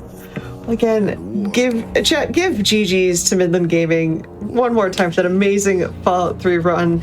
And yeah, welcome to the GDQ Hotfix community, friend. Thank you. Like I said, this is a huge honor for me. Like, I watched GDQ in high school, so like middle school, high school, so this is like kind of surreal to me. I'm extremely happy to be here. As nervous as I am to do it. You did fantastically though, and the big thing, you finished under estimate. That's all. That's what matters. Yeah, you're good. Yeah, it's all good. But, all right, friends, we are done with the. Hello again, gamers, and welcome back to this Western RPG episode of Express Lane. Now we are heading into our next two runs, which are brand new. Literally, they both came out this year. We're going to start off with the 80% run of Avowed by Microwave. So, Mike, hello. How are you doing? I'm doing great today. We'll talk about it a little bit later. This run underwent a pretty massive change yesterday. So, yeah, we tried to run this a few weeks ago. It didn't work out, but it was a blessing in disguise. I'm very excited to show this run today. And yeah, Eric, if you want to go ahead and introduce yourself real quick. Yeah, I'm Eric. I mostly speedrun Call of Duty, but decided to try out Avowed because it seemed interesting, and I'm excited that we get to show it off today. Yeah, all right, so I'm going to go ahead and start a new game here. I'll let you guys know when time is. We can go ahead and start. I'm going to go make my character real quick. And once we hit confirm here, that's when we'll go ahead and start. So I'm going to count it down in 3, 2, 1, go. All right. Good luck. Thank you. Good luck. Go fast. All right, so we're going to load in here into the tutorial area where like the game is obviously going to try to introduce us to a lot of the mechanics. This is a pretty movement-heavy part of the run. We're stranded here on this island here with Garrick, and we need to get back to safety. And we're going to go ahead and start doing what is like one of the more like major pieces of tech in this run, which is slide hopping. Eric, if you want to go ahead and talk about that a little bit. Yeah, so basically sliding is currently faster than what we're able to run, so we're going to be using that for the majority of the beginning of the level. Now, I want to put emphasis on currently because there's going to be times where our running speed is fluctuating throughout the run, and we'll talk about that more later on. Yeah, so right here, we're immediately out of bounds already. We're going to go ahead and just go to the top of the map area-ish around here, and I'm going to make some pretty precise jumps here. Okay. This is the first instance of a dodge boost, so we're going to do a sideways dodge into a very steep slope, and that's going to put us at a very high vertical height that we normally can't achieve with a regular jump. We'll be using that in a few places throughout the run. All right, pretty solid. Okay. As you can see right here, there's like a lot going on already. Normally, this part of the run is like kind of long. You need to go fight a boss at the end. It's several minutes longer than doing it this way, where we're kind of like beelining towards the exit. And we're going to find a boat in just a moment here that's going to take us back to shore. And we're also going to lose Garrick. Garrick is kind of just a squad mate we get for the tutorial area of the game, and that's it. After that, he just turns into a normal NPC. And that's it. We're done with the tutorial right here. So it takes a minute. Yeah, after the load screen. But yeah, we're immediately going to be introduced here. This is the first major area of the game, which is Dawn Shore. We're going to be introduced to this NPC right here named Kai. He's going to be our main companion for a little bit. And you might recognize his voice because he is voiced by Brandon Keener, who voiced Garrus in Mass Effect. So yeah, if you've heard that voice somewhere before, that's what it is. And we're going to go to this first merchant right here for water. Oh, this run's blessed. This run is blessed. Okay, yeah. Oh? Yeah, so this vendor right here, she sells a consumable that we really want that's just called fresh water. And fresh water, unironically, is one of the best consumables in the game because it gives you a buff that gives you 25% movement speed when it's active. And it lasts, I think, 6 minutes by default, which is a really, really long time it's going to last. And the other thing is how much water she has in her stock, and like this applies to other items in the game as well besides water, is that it's random how much water she has in her stock. And she had 4 right there, which is the max she can carry. 2 is the lowest, so it's going to save us a couple of seconds later on, make menuing a little bit less annoying now that we have like 4 waters like right off the bat. And the other item that I bought was essence pots, which like essence is basically the mana system in this game. And essence pots are like probably one of the most valuable consumables you can get besides water. We're going to go into this cave right here. I picked up an axe while we were running over here, which is going to be our weapon for the meantime, at least for right now, for the beginning of the game. And I also picked up the shield that was in that little grotto.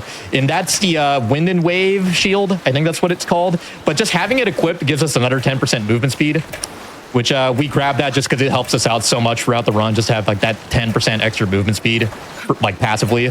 And we're going to be making our way to another skip here towards the first boss of this area. Eric, if you want to go ahead and talk a little bit about where we're going here. Yeah, our goal here is to go fight like the first and honestly only boss we're going to do the entire run. We're going to be mantling on these rocks here to get into this area. We're also picking up Magron's Blessing, which gives us 20% attack. And we're going to be using that for a couple fights later on, not for this fight. Yeah. And as we approach this boss fight, we're going to be picking up a soul pod right here, and then we're going to be doing some menuing. We're going to do 6 might and 5 dexterity, and then we're going to be equipping charge, using charge, and using our Kai ability as well. We're going to do 3 heavy attacks on this bear, and on the last heavy attack, the bear is going to become stunned. What we want to do is heavy attacks so we don't look at the bear, so we don't do our special attack, but now we're going to do the special attack, do a charge, and it was overall a clean bear. Yeah, it's kind of crazy. He ended up with like 1 HP right there. That normally doesn't happen, but it's all good. So now we're going to talk to this NPC. Yeah. It was the best. And basically the entire reason we went to this bear is to save this NPC who is the ambassador of I forgot what I did not brush up on my lore before this episode, but we need to save this NPC to progress the game. That's all you need to know. That's the important part. And we're gonna go ahead and do another out of bounds right here to get back to this area, because inside that area with the bear, there's a restriction place where we're not allowed to fast travel. So obviously we want to get out of there as quick as possible, and that out of bounds is the easiest way to get out of that area right there real quick, just so we can fast travel back to this beacon that we picked up earlier. In case you don't know, the beacons are like the main mechanic in this game for fast traveling. You just need to go up to a beacon and you'll unlock it for I think for the rest of your playthrough. Basically, you can just use it whenever. And we're going to be using that. There's a couple of beacons we're going to be using throughout the game just to get around really fast. It's going to become especially apparent once we get to the second area. And we're going to be doing another big skip here, by the way. If I can get up. There we go. Okay. I'm going to be using a heavy attack right here to get up this wall. Nice. All right. Just doing a little bit of parkour to get up on this roof. So normally, this part of the game, we're supposed to go into the city. And once we go, like the moment we walk through the city gates, we are going to get shot by an arrow and literally die. And once we do that, we're going to be resurrected by this god who is going to be a major figure throughout the story. But as you've noticed, we didn't do that, actually. We just skipped getting assassinated. And we're going to run straight to this clinic using that out of bounds. And we're going to talk to this NPC, and you're going to see she's acting like, oh my God, you just got shot and now you're awake, even though like none of that just happened. And I like... no, go ahead. I found it amusing that you did the strong attack with the axe to climb up something. I was like, I didn't realize Bennett Foddy had something to do with this game too. Yeah, it is kind of like getting over it, yeah. For whatever reason, that's like one of the only slopes that works with, though. No idea why. Gotcha. Yeah, it's very, very strange. Nevertheless, it saves a lot of time. And we're going to go ahead and fast travel back to this beacon we just picked up. And we're going to be moving into Northern Paradise. This is like the capital of the game and also the major area of this zone. And we're going to be doing another skip here in just a moment. I went ahead and picked up that water off that table back there. It's another fresh water that's just lying around. It's a static spawn, so we always pick that up. How awful. 2 of our favorite voice lines right there. Yes.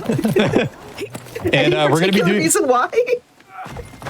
They just say that. Yeah, that how awful voice line is just so funny. The way they say it. Yeah. And we're out of bounds again. We're here above these buildings. I'm going to make this jump right over here. And a charge midair. And that's going to get us on this invisible platform. And here we are inside the estate. So normally there's like a giant invisible wall around this estate. This is one of the major areas we need to go to. Once we get inside Northern Paradise, the story basically becomes we have to investigate why we got shot, who was trying to kill us and all that. And one of the answers lies inside the estate. So it's one of the areas you need to go to. And if you go the intended way, there's a bunch of like bandits you need to fight inside the estate who are trying to loot it. But obviously it's just faster to take that little shortcut there. I'm going to go ahead and refresh some water right there, just so it'll last us till the end of the zone. We're going to pick up this beacon right here. We're going to use that later to get back over here. And we're going to be making our way over to the next major story objective, which is the Watcher. They're kind of like the in-universe mediums who like help us out with like these this god we talk to. Help us get some answers on what happened exactly. And this is another part where we're going to be doing a little skip to get to the Watcher's cabin a little bit faster. Normally you have to take like this mountain pass that it takes a while to get to compared to this. We're going to do a dodge boost right over here on this rock. And that's going to take us with a charge midair over to this hill, onto this branch. And we're at her house already. That was clean, dude. Yeah, that was, yeah. Very nice. That was amazing. Yeah, so we're going to talk to this Watcher real quick. She's going to yap a little bit. There's a lot of NPCs who love yapping in this game, as you're going to quickly realize. All right.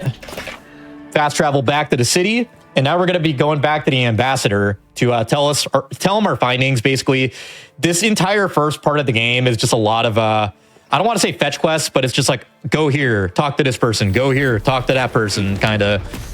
And we need to just do all that so we can just progress the game. The way the game is structured is effectively, there's 4 zones. We're in the first one right now. And each one's like kind of a big-ish map, kind of that you're allowed to explore. And with each zone, the enemies get stronger and the loot gets stronger. And that's how you're supposed to progress through the game. And it kind of ends with you going to the penultimate area, which is the garden. We'll talk about that later. And it ends with this big climax sequence. But yeah, the first 2 areas specifically are very, very on the longer side, both because we don't have that many movement speed buffs yet. That's going to change very quickly once we get to Emerald Stair, which is the next area. And each major area, there's also like a dungeon we have to also beat in that area, and you'll see us doing that later on in this one as well. And right here, we're grabbing our other companion here for this area, which is Marius. I'm going to go ahead and upgrade one of his abilities here. And we're going to fast travel right off there. So this ability we got off Marius, it's called Heartseeker. And it's an ability where he'll shoot an arrow through, he'll shoot it through anything, basically, from any range. And it'll just basically kill it. It does a ton of damage. And we're going to use it right here to kill this NPC. We need to get inside the cistern. So this is the big dungeon of this area. As Eric was just talking about, each area has like one big dungeon that we need to complete. And the cistern, normally it's like not super long. However, there's a couple of well-placed jumps we're going to do to get through this pretty fast. So I'm going to mount on this lamp right here. Eric, you want to go ahead and take over the reins here while I focus. All right, so we're gonna also jump on top of this lamp right here, do a charge to mount on top of this. Okay, that was sketch. Okay. And this is basically the end of the dungeon. It's over already. And we're going to meet up with people who were supposed to assassinate us when we first entered Paradise, but they actually never killed us. So we're going to let them go away free or send them to jail, I believe, is what we're doing here exactly. Yeah, we're going to tell them to turn themselves in. With an earlier route, this served an express purpose to get them to turn themselves in.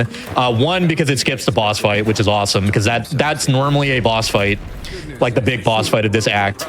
But it's kind of a common trend with Obsidian games that there's like usually another method to get past a boss besides just killing them. And as you're going to see, that's part of the reason why we only really have to fight the bear in this run. Even though there's a lot of bosses in this game, actually. Oh, yeah. Yeah. And with that taken care of, we got using our might speech check, we were able to get the Yegwolf is his name, to turn himself into the Steel Garou. The Steel Garou are basically like the villain, the bad guys of this game. They're kind of these zealot paladins who are trying to enforce their will on I even like, it's been so long since I casually played this game, I don't remember all the lore, but this is Ludrin right here. She is the main villain of the game, basically. And in previous routes, we sided with her, and that was because siding with her was faster, because there's normally an area where you would have to fight her later on. However, with a big skip that was found yesterday, and we'll talk about it more later, that changed everything. But yeah. During that menu, we upgraded our charge to level 2, and what that does is that it doubles the distance which charge takes us, as you can see there. Yeah. And we also did level 1 shadow, which makes us hidden from enemies, and we upgraded survivalist, and that's a skill that increases our consumables duration by 20%. So our water, which makes us go faster, is going to last even longer now. Yeah, it lasts like a minute longer. It's kind of wild. Right here, we're entering combat, and this is super important because up ahead, there's 2 NPCs that are trying to engage dialogue with us. But while you're in combat, you don't actually enter dialogue with anything, and we're able to just go to the next area instantly, just like that. And at the end of each area, we're kind of thrust into one of these post-brief conversations right here, where we just talk to our companions at our campfire. And this is kind of like the hub area that we can go back to from like many various points in the run. And it's also going to make time progress faster. So anytime you get out of a campsite, basically, it's going to get rid of your conceivable buffs, because the game is tracking like, oh, time did pass while you were inside the camp. So your buff is gone. So at the end of each act, we do have to refresh our water again. And we're going to be doing another big jump here. Yep. Yeah, and mantling right before you fall from a big jump just doesn't give you fall damage, so we can survive heights like that very easily. We're going to be using that over the course of the run in several locations that will save us from death. I don't see what. Yeah, basically anytime like you need to drop like a long distance, we immediately go, okay, is there anything we can like mantle here to basically to get past that or something, you know? And we're going to be making our way to Fjord. We're in the second area now. This is Emerald Stair. This is where the game like really begins to pick up, both like narratively and also like mechanically in the run. We're going to start racking up the movement speed bonuses like crazy now. So we're going inside Fjord here. This is like the capital of the area, kind of like Paradise was for Dawnshore. And there's a strat here to get past this first NPC we have to talk to, but it is faster RTA to just go talk to her normally. She's as subtle as a broadside. And we're going to be making our way here to the governor's mansion. There's going to be a big argument going on over here with Giada and the governor. She's this NPC who's introduced. And she's going to become a very important NPC, both in the story, because she becomes a companion later on. And also because we'll talk about it later, but she is a very, very, very strong squad mate. Like, she completely changes the run by herself, basically. Upstairs in the mansion here, we're going to go into this chest, and there's going to be a breastplate we're going to equip that increases our movement speed by 20%. It's also important to know that each time we increase our movement speed with buffs or armor, that makes sliding less effective, so that means we're going to be sliding for a shorter duration. Guessing she's not much of a. Yep. We're going to go talk to the 3 animancers. Monto is the first one, and he wants us to go grab a heart, Adrigan heart, to power his fancy little machine he has here, so we're going to be doing that a little bit later. But now our goal is to go grab a fast travel beacon that we're going to be using at the end of this area. Yeah, Emerald Stair is by far the area. Well, maybe Galloway's Tusk later. Kind of underwent a similar reroute yesterday. Oh, I messed this jump up. It's okay though. But yeah, we're gonna be running up over here to grab this beacon. The way we did this area before was so different, but now we're gonna really be abusing fast travel to get around in this area, because Emerald Stair is pretty big, and we need the quest line we're doing right now entails a lot of running around. So grabbing these beacons is very, very good. Even RTA, it allows us to do a route that is, at the end of the day, like way more optimal than what we were doing before. And so this quest line that we're doing right here, the Giada quest line, she wants us to go talk to these 3 animancers, as Eric mentioned. And we're going to go get the Adrigan heart first for Monto. This involves by far the most amount of running in this area. We're going to like kind of need to go all the way to like the western end of this area. And I'm going to be saving a charge here to get over this river. As you can see, the charge mechanic, by the way, like the charge ability, it's probably the best ability in the game, like arguably. It's definitely the best like movement ability in the game. It just allows us to do like so many skips, just get over so many obstacles that would normally not be doable. Helps with like going over these like slopes uphill and all that. By far, there's another fast travel beacon we could be using later. There. But yeah, a lot of like, at least for this part of the run with this like movement speed right here, we're just basically waiting for charge to go off cooldown, and then we use it to gain the distance basically.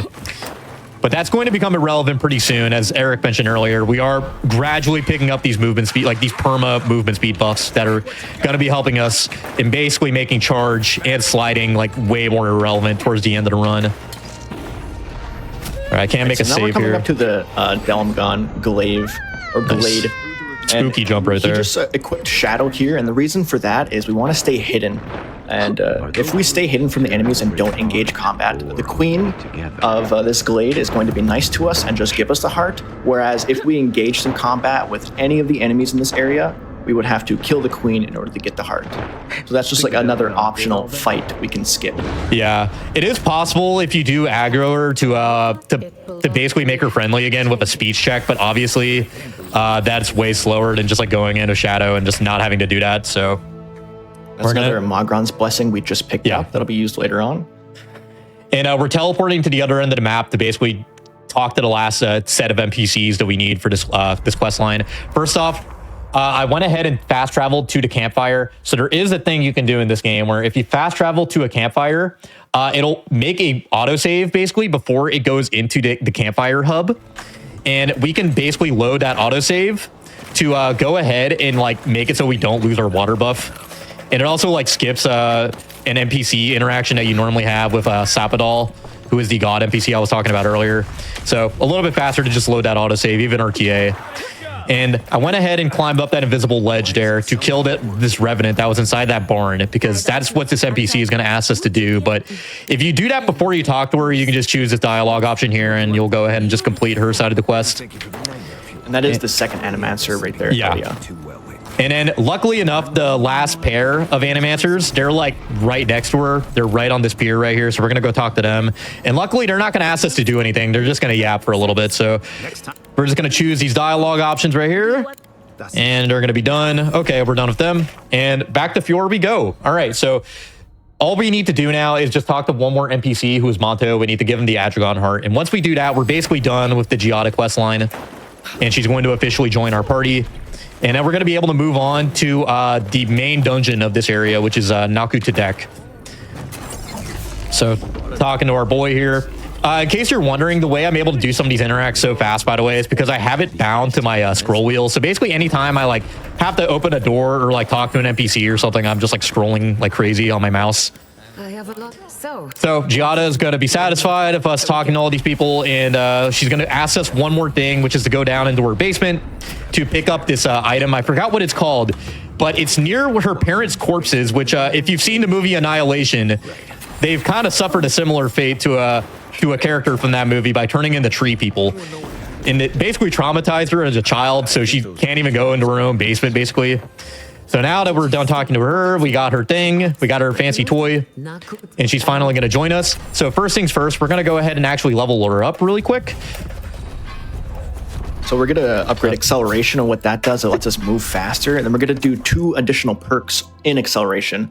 And that's extended acceleration, which gives us an extra 10 seconds of movement speed, and time shift, which gives us a cooldown reduction by 50%. So that means we're able to cast abilities and spells much more often.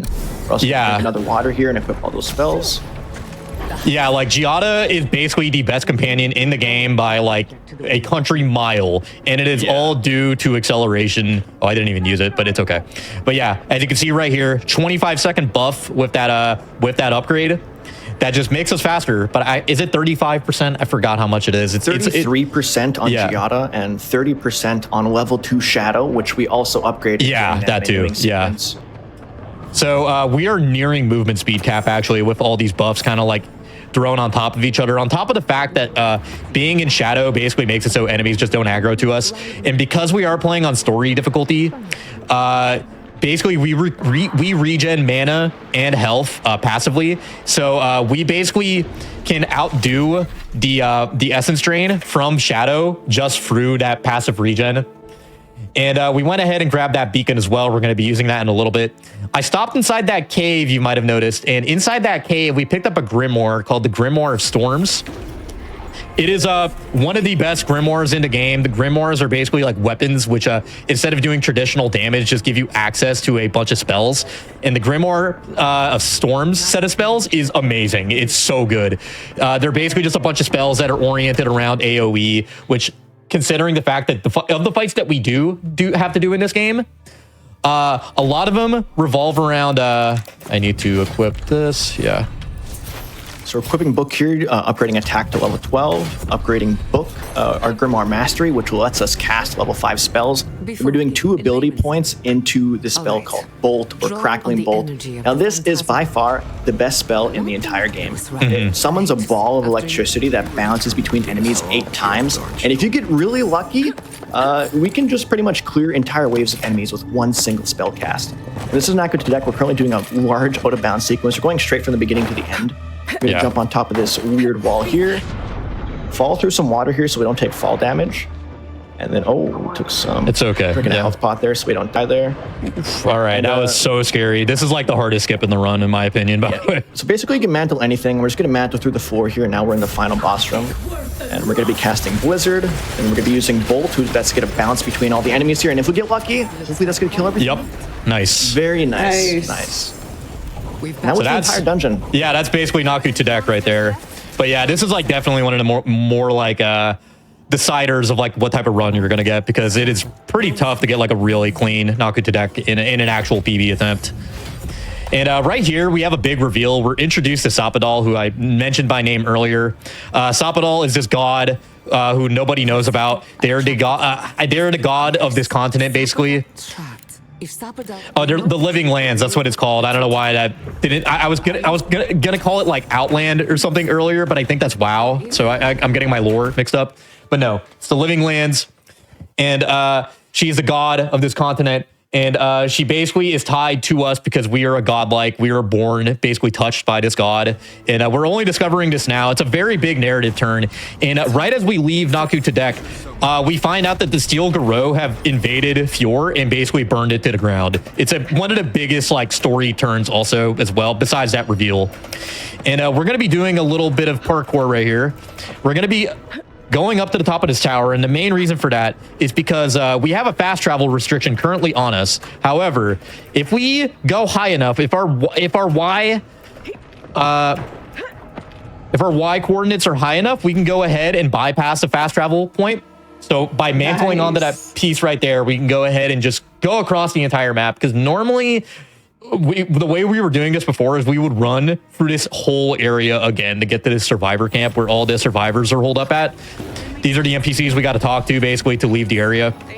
So yeah, this whole rerouting process basically like changed how we do this area completely, because that was only a thing we found out about a couple of weeks ago, that we could like go up high enough to basically get over the fast travel like limit.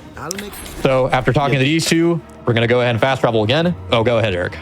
Yeah, the ending segment here used to be very Resident Sleeper, because we just have to run all the way to the fast travel points, all the way to the abandoned farms. It was awful. Yeah, it was just a big whole W sequence. Yeah, we can just teleport everywhere now. Thank goodness. Yeah.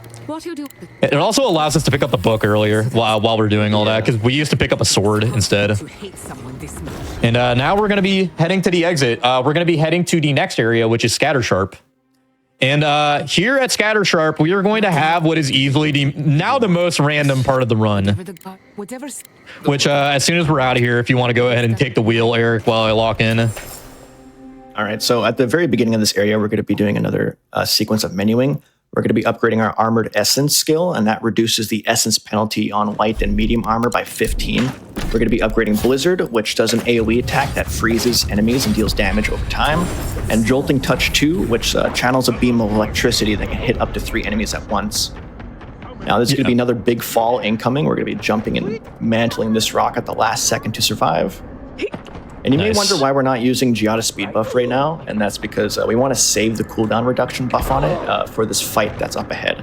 as we're going to be having to cycle spells quite frequently. Yeah, this fight, there used to be another big fight that we skipped now. We'll talk about it in a little bit. But we need to go to Thirdborn. So we're in Scattersharp. That's the third area. And Thirdborn is like Fjord and Paradise before it. It's like the big capital of this area. And we need to go there to basically unlock fast travel and to also talk to an NPC. But first, we got to help them with these invading dream thralls right here. So I'm going to go ahead and let Eric talk here because this fight is really, really annoying. Okay. We just used Giada buff, so that gives us 50% CDR. Oh my, that lightning was really good. That was so close, that was almost amazing. So we're going to be using another bolt here. That might have been a mistake here. Ooh, that bolt was very unlucky, unfortunate. But that wave is clear now. The last wave now looks good. Let's see how this bolt goes. Oh, he actually can't. Oh, did I get bolt off? Oh, I did. Yeah, you did. That was a bit weird. Is this the last enemy? Two more. I can just use bolt again. One more bolt should clear though, and then we're gonna do a charge to enter Thirdborn, and that's it. Yeah. Not that bad, but a little bit unlucky on one of the bolts there. Yeah, that fight is by far the most like RNG part of the run now. By far the worst. Yeah, you could just lose like 20, 30 seconds, and it's just like not your fault at all Your on run that is fight. essentially just determined by that and Naku to deck in the previous area. Yeah, just how good your execution is besides that. But yeah. So here we talked to Temerity, who's this NPC. She's basically the ruler of the city. And we're going to talk to this guy right here. This is the cookie guy. And he's a vendor who sells a bunch of stuff, but there's only one item that interests us, which are the cookies that he has. And the cookies are the main reason we call him the cookie guy, self-evidently. And the cookies are going to give us another 10% movement speed buff once we consume them, kind of like fresh water. Maybe I should hire a bard. So now with the cookies, we are basically at the movement speed cap, assuming we are in shadow form and are using Giada buff. We are now movement speed capped. I think it's 200% movement speed, which is 14.4 meters per second. So I went ahead and ate it right now because it's basically going to last us till the end of the zone. And right here, we're going to be AFK for a little bit. We're going to do some squats with our buddies here while we wait for Yatsley to walk over. Yeah, it's a funny little thing. Well, I'd say while you're AFK, just as a reminder, if you missed out on this run that's already going blazingly fast, or any of our other Hotfix shows or past events, head to youtube.com/GamesDoneQuick and check out these awesome VODs. Okay, back to spots. Yeah, we're back to Yatsley here. This entire room is basically an auto scroller because we have to wait for her to walk to the bar before she decides to talk to us. So we're gonna do that real quick. I was gonna fast travel back to Dawnshore here, but we're just doing this to fast travel back to Shatterscarp, and this is so we can start at the beginning of the area because we don't have a fast travel point we can go to. But yeah, just like that, there's no beacon at the beginning of the area here, and on top of that, we're going to be doing what is arguably the biggest skip in the game now. Arguably, it's like tied, I would say, is like the biggest skip in the game, which is a Ringrim skip. So normally what we're supposed to be doing here is we're supposed to be going to this Archmage's tower, who's in the area. And we need to talk to her because she has a giant bubble, basically, over. If I can get this. This skip can be a little annoying. Nice. Okay. Just need to get over this. All right, cool. And slide under here. Nice. Okay. We're out of bounds again. And we're going to be running over here. So what we're doing is we're skipping that entire detour we need to take over to Ringrim's tower, which is a very, very long sequence where like we need to pass a bunch of trials and do this test and fight a bunch of enemies and all that. We're not going to do that, though. We're just going to run over here. So this is the back half of the dungeon of the area, which is Naku Kubel. And at Naku Kubel, there's this outdoor area here that is connected to the rest of the overworld, surprisingly enough. And normally it's not meant to be accessible. However, because we're speedrunners, we're awesome, you know, and we can go out of bounds whenever we want. We can go ahead and just walk to this area and then enter for this door right here. And this is going to take us right into the dungeon. And then if that wasn't good enough, on top of that, right after I open this, I'm going to make a jump right here. We're going to jump into this pit, and I'm going to grab this invisible mantle right here. Very nice. Yeah, nice. Yep. And we go down into this pit to interact with the Audra at the middle, and that is basically going to take us to the end of the dungeon. This dialogue basically initiates the final part of the dungeon. So we effectively skip the entire dungeon as well by doing this one jump right here. Wow. Yeah. And that's going to initiate this sequence right here where the elevator goes back up and a bunch of dream thralls start spawning. And we need to basically go back now to the entrance. The entrance we were supposed to have come back through. We don't need to kill anyone. We can just go ahead and just stack all our movement speed buffs on top of each other to run to the end here. Normally, when you want to enter this dungeon, you need to complete Ringrim's domain so Yahtzee can learn how to dispel the barrier that exists at the front entrance. But since we just skipped it, we don't have to dispel the barrier, and we're walking through it like right there. Yeah. Luckily, we're allowed to just like walk like out of it. So yeah. And we're going to be doing this jump right here, and we're going to be running over to the top. So basically what's going on here is the Steel Garou, they're on our tails again. They're basically trying to figure out what to do with this temple. Right here, Ludwin is going to be joined by Ringrim, who is that Archmage NPC I was talking about earlier. And they're going to offer us a big ultimatum here about what to do with Naku Kubel, because we basically find out that it's responsible for the Dream Scourge, which is this big plague going around the land.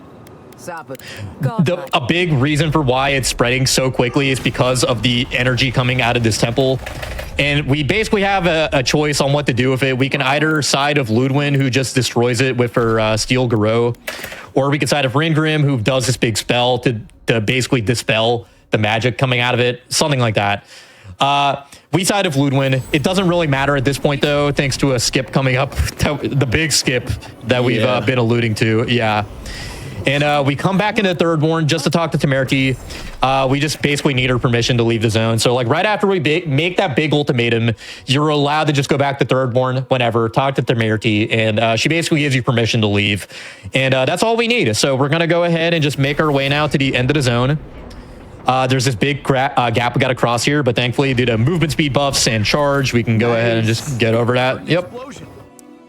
And we're out of here. And we're moving on now to Gallowayne's Tusk. So this is the big skip we were talking about, literally found yesterday by Mr. Eric here.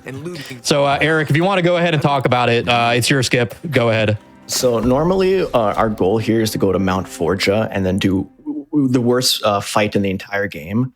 And then after that, we got to go to Solus Keep, which is the major city in the area. And then we have to go through a dungeon to get all the way to find the entrance to the garden. But about 24 hours ago, I discovered that we can essentially just do everything backwards. Mike's going to be running over to the very last place we should visit. And there's going to be a set of doors he comes up to. And between these two doors, there's like a 1 pixel gap where we're able to like look through and interact with the entrance to the final area in this zone. And we're going to be doing that here. Also coming up, we're going to be doing a little bit of mantling and another big fall. Yeah, it's a lot of basically parkour to get over like one wall, basically. Yeah, it's a pretty tricky skip, like way trickier than it looks. Okay. My character don't want to mantle. Come on. Come on. This mantle can be a little bit annoying sometimes. Yeah. Get it though. Okay. All right. Another big fall here. I'm going to make a save just out of safety. Up. Okay, I got to load that. My character did not want to mantle for some reason. Okay, so luckily I made that quick save there. So like this is only going to take us like a second to get back here right after the load. Yep. Okay. All right, so here are the set of doors I was talking about. We're going to look in between where the doors connect, and there's like 1 pixel where we can actually enter the lava tubes and get to the final area. Now we're kind of this is supposed to be the exit of the dungeon. Yeah, we're kind of stuck. This door does not open, so what we're going to do is mantle on top of this rock, go to this rock, and do a power attack to get onto this pole. From here, we're going to do another power attack, and then jump at the end of the power attack and flick our view to mantle at the top of this ladder here. This skip is very tricky, by the way. Not only is it tricky, we only had about 24 hours to practice this because it was discovered yesterday. So this is still pretty new to me, but yeah, we did iron it out a bit though. It's this last jump that's like the trickiest part. Yeah, okay, but trust, this saves a lot of time though. It saves. What are we thinking? 4 minutes? Yeah, it's around 4 minutes. It also just cuts out that one fight we're alluding to also. Oh, yeah, that was the worst fight in the entire run. Yeah. Now that makes Thirdborn the worst fight now that we skipped that. Yeah.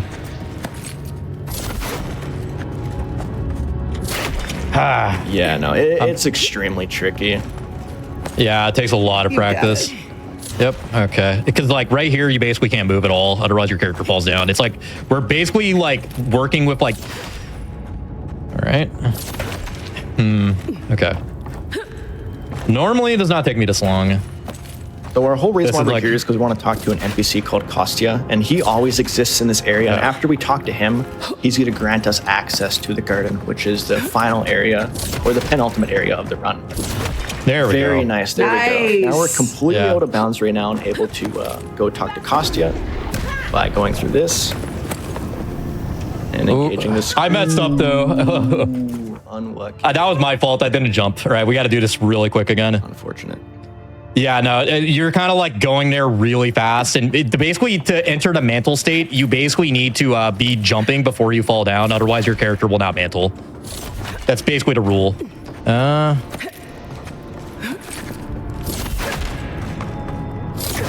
There we go. Okay. All right, let's not mess this up this time. So down here is Kostya, the guy who we want to talk to. Yeah. And yeah, he's just going to grant us There we access to go. the garden. We're also going to be his Nice, friend here great. and choose not to fight him. And it's just going to let us, another optional fight we can skip. All right, and there we go. All right, now we're at the end of the zone. Normally, this would be way faster. Normally, this area now is like a minute and a half or something optimally. Which this area used to be like around like 5.5-ish minutes or so. Again, with like the worst fight in the game. And now we're going to be going to this door, and we're out of here. Yeah, that door right there is not interactable until you talk to Kostya. Yeah. Darling, That's what. not to And now we have one of the final post briefs, basically. There's no. Before we go into the garden, which is kind of one of the big climax zones of the game. It's going to involve like 2 of the toughest enemies in the run, which are the mage folk. But first off, we need to get over there. Luckily, there's a pretty fast way to get over to them, though. So I'm going to go ahead and eat all my remaining food right here. We're going to do Grab Armor our last Essence set of- 2, Grimoire Mastery level 2, which lets us cast level 10 spells, Blizzard 2, which increases the duration by 6 seconds, and a new spell, which is Returning Storm 2, and that lets us root enemies in place and cast lightning strikes in an AoE. That does a decent amount of damage. We're also immediately going out of bounds here in the garden and skipping essentially the entire thing and going straight to the boss fight with the 2 mage folk up ahead. And get this mantle. Very nice. Right. Yeah, this is like normally one of the last parts of this area. And it's going to be followed up by another big skip that I found not too long ago that involves a bit of duping. More so, it's like a broken, like, if you want to go ahead and explain it, Eric, once I kill this. We're going to use Blizzard folk right here, here. Storm. We're going to be casting Bolt, Twin Shot, and then doing a backstab with our Stealth here to kill the Mage Folk instantly.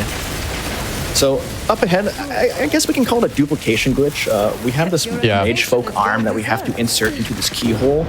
But Mike discovered that if you do a quick save, insert the Mage Folk arm into the keyhole, and then quick load, it actually keeps the arm in our inventory, but still opens the gate so we have access to the next area with the other 2 mechs we need to fight.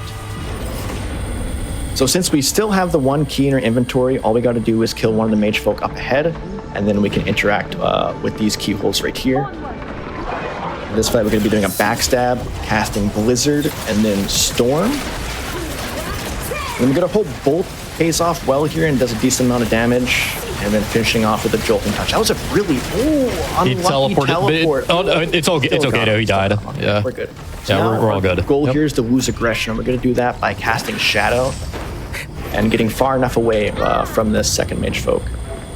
And the reason why we're losing aggression again is so we can interact with these keyholes up ahead here. And that's Garden. It's over. Very nice. Yep. Oh, wow.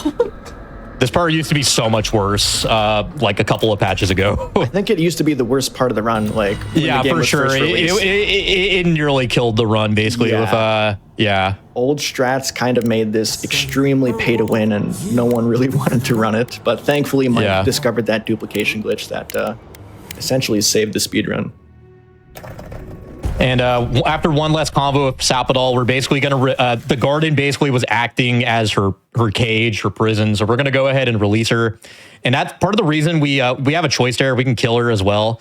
But it's actually better to save her so we can get one of the endings that we would normally not have access to. Bro, we're you're nuts for going for that dodge boost. Very nice. And look at the health. Look at the health bar. Wait, what? Like 1 HP right there. He almost died. but he landed in just the right place to survive that fall. While talking too. Nuts, dude. Yeah, I needed to make up for that after we took so long with the the Forja skip. Yeah. Yeah, so that skipped dialogue. And by the way, it's very risky. You could die there. Only saves 3 seconds. So legend for hitting that. Very nice. Goated right there. I was practicing it so much. I'm like, okay, I have to go for this. Just gonna sneak it in. Yeah. And now we went ahead after we talked to the ambassador again there. We find out that Ludwin and her Steel Garou, they're basically ransacking Paradise. They're killing everyone because they're mad they didn't get the garden first. And we need to go confront Ludwin once and for all, basically stop her tyranny. And what we're going to do actually is we're going to go ahead inside of Ludwin. The main reason why is so we don't have to fight her. It's the fastest way to beat the game is to get the bad ending, unfortunately. Well, one of the bad endings. And we went out of bounds basically to get over to this area right here. Nice. This is a very good siege so far, which I think I'm kind of scared that I'm jinxing it. You're 100% yeah, time is going to be this. 100% gold. All right, so and Ludwin. Yeah. Gonna land right on top of her. Oof. Goomba stomp. Yeah. And we're gonna go ahead and renounce Sapadol. He's gonna go ahead and say, okay, thanks, and then kill us. And time. That's it right there. That is Avowed any percent. GG's, man. Wow. Nice job. As their blood soaked into the What was the time on that, by the way? I don't have the stream up. Their soul About departed for 42, 40. Ooh. Even with how long it took to get the skip, that's really crazy. Okay, yeah. 42, 45. We were discussing whether we should adjust the estimate before this or not because of this skip that got found. But we decided, yeah, you know, maybe for safety. But the fact that we still got a 42, despite how long it took me, is wow. with the tainted mark. But yeah, that is Avowed impressive. any percent. Yeah. And then there are the credits. All right. Absolute GG's. A brilliant, brilliant run. Both of you, please shout out where can people find you, what are you currently playing, and any other shout outs you want to give. And Mike, where can they watch you in a few months too? Well, we just got Avowed into SGDQ, so you're going to be seeing me run this again in July on the big stage. Is it this category? Yes, it is this category. Nice. GG's. Yeah. So yeah, we're going to be running this category. There's a couple of incentives I'm cooking up. Not to get too spicy, but we'll see what we're doing at those. And yeah, I normally stream over at MikeWave, twitch.tv/MikeWave. I've been doing a lot of Avowed recently. I also run the Mass Effect games, Resident Evil games. I haven't started doing runs of it yet, but I learned Oblivion, which is the run coming up. Good luck to those people. It's a really cool run. You're definitely going to want to stick around for that. And Eric, if you want to go ahead. So for those of you who can't wait until July to see the next Avowed run by Mike there, I'm actually doing Avowed over at PAX East in Boston on May 11th. GG. Yeah, so we'll be doing it there as well. There's going to be a lot of Avowed, yeah, and you're going to be able to see Mr. Eric doing this. Yeah, you can find me over on Twitch, EricGO8. I mostly stream Call of Duty, but again, I'm trying to dabble with some new speedruns, and Avowed is definitely super fun, and I'm excited to run it. Really fun run, yeah. Oh, yay. That is so cool to hear. And yeah, PAX East is this weekend. It's going to be, I believe it's going to be streamed on the Games on Quick Twitch channel. So guys, stay tuned and watch it. It's going to be absolutely amazing for both of you. I'm so happy that you two are both getting to showcase some runs on different stages. But again, chat, one more time, GG's for that absolutely amazing brand new run of Avowed with the brand new skip. Awesome job for that. But we are not done with games at Hello again, friends, and welcome back for the final run of today's episode of Express Lane. Now, Avowed came out really recently. This one came out even more recently, maybe like 5 minutes ago, and it's already completely destroyed. And we are going to show off the 80% run and some bonus glitches for Glitch Showcase afterwards. It is the Elder Scrolls 4 Oblivion Remastered with Proto Shy. So, hello, friend. Thank you for absolutely destroying this game, just as it came out. Hello, I'm Proto Shy. Oh, sorry. Oh, go for it. I'm Proto Shy. I've loved this game since it came out originally in 2006, and I'm just happy to be here, really. And I see you have a wonderful commentator with you as well. Absolutely. This is Captain Zeke. He's the current world record holder, I believe. Yep. Hi, I'm Captain Zeke, guys. I also run Oblivion Remastered. I also love the original a lot. And I am the current record holder for any percent and for glitchless as well. So I'm here to commentate Protoshy, who made a guide for any percent, by the way. You should check it out. His original guide got me into running Oblivion. So make sure you check that out. And he's going to put on a great show for you guys. Nice. All right. Are we good to start? Yeah, absolutely. Give a countdown. All right. The timer starts when we create a character. So we're going to select Red Guard. They just happen to be the fastest. 3, 2, 1.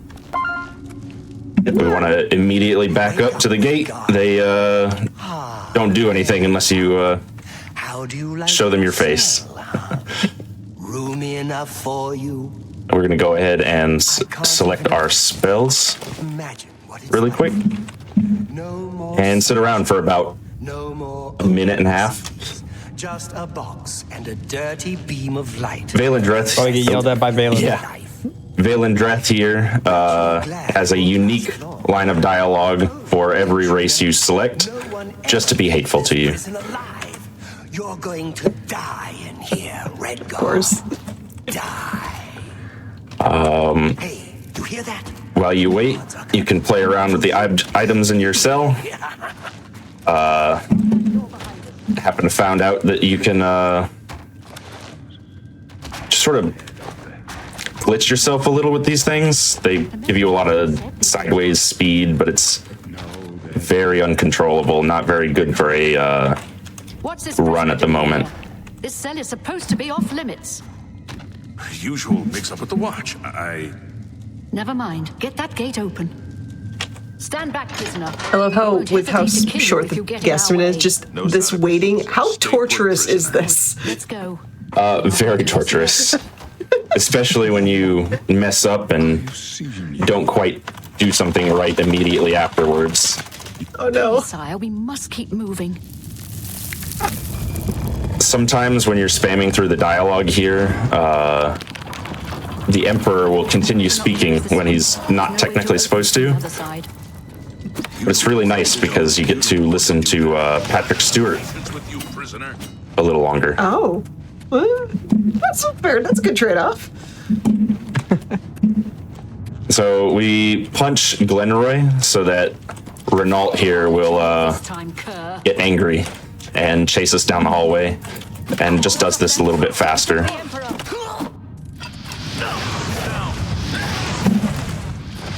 Oh. Don't try anything. Are you all right, sire? We're clear. There's a little dialogue skip that Protoshy is doing here. This whole sequence is tied behind this dialogue finishing. If you run up those stairs while they're talking, it'll actually skip part of that dialogue, which is why he did that. And now he's looting this goblin. We needed it mostly for the key, but also there's some key items on him that we needed. And he casted Adrenaline Rush. He's also looting this chest to get specifically a bow and arrows.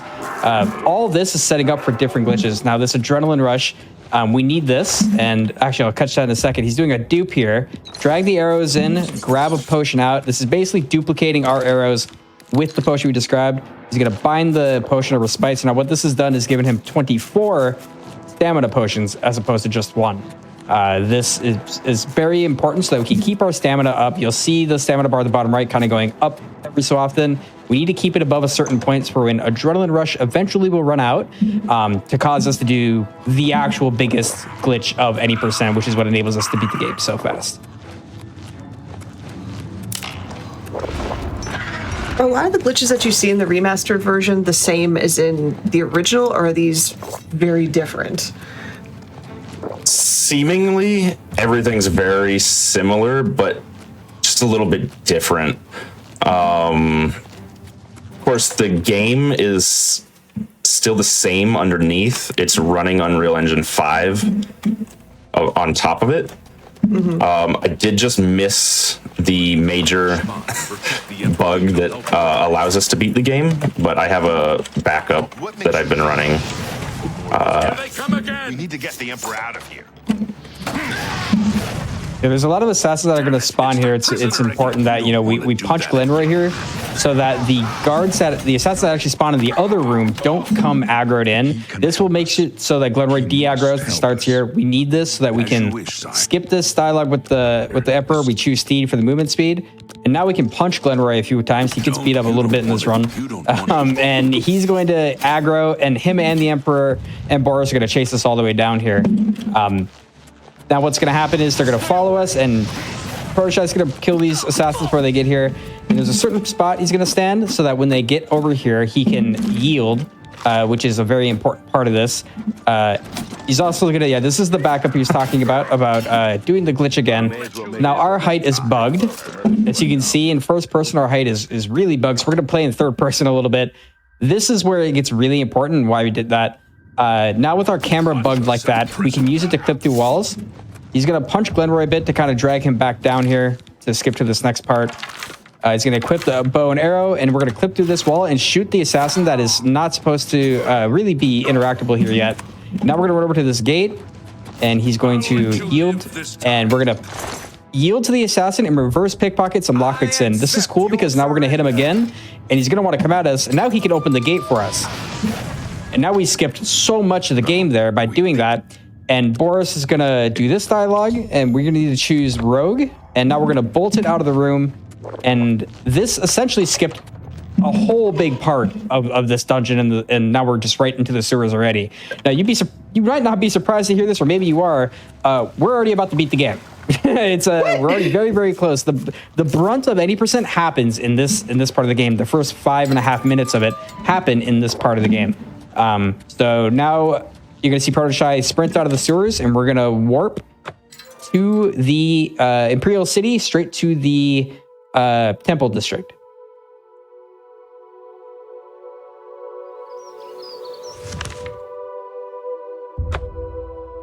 All right. Takes us right to, well, almost right to the end of the game. What is it? Gonna look behind this door, and there's a smaller door in the ground. And that takes us to the end of the game. Just about. And that same door bug, that glitch exists in the original. It's the exact same door that we're interacting with that was there 20 years ago. What? Oh my gosh. And Protoshy just got the prompt for the game to say, hey, Lord Dagon is here. We got to do something about it. He's going to run in here and he's going to wait for Martin. It's a little bit of RNG. Martin can sometimes be super fast. Sometimes he can't. This is where you're at his mercy, basically. Yeah, while we were off saving the world, Martin is still where he starts the game at, in a temple at the moment. And we've beaten the game. This is where time stops on any percent. Did you guys blink? You sure? You better not have. What? What's that? What? Oh my god. The music is so loud. My flabbers are gasted. Jeez. And believe it or not, as fast as we beat this game, the original game is so much more broken, and they're even faster back in time. Oh my gosh.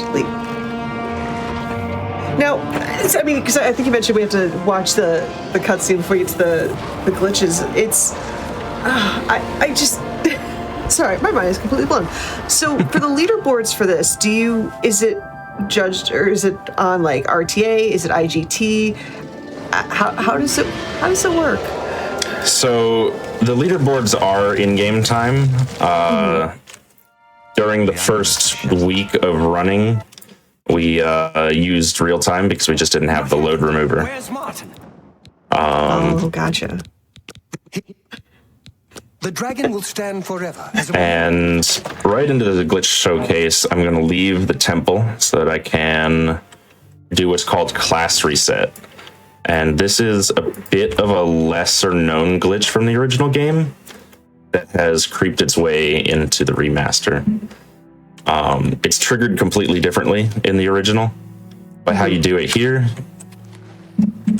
we are going to go into the sewers where we originally get an opportunity to update our character before we leave the tutorial. And then we're going to load a quick save that I secretly made during the run. Make another hard save. And load our character from ahead of time, sorry. We're going to make a quick save.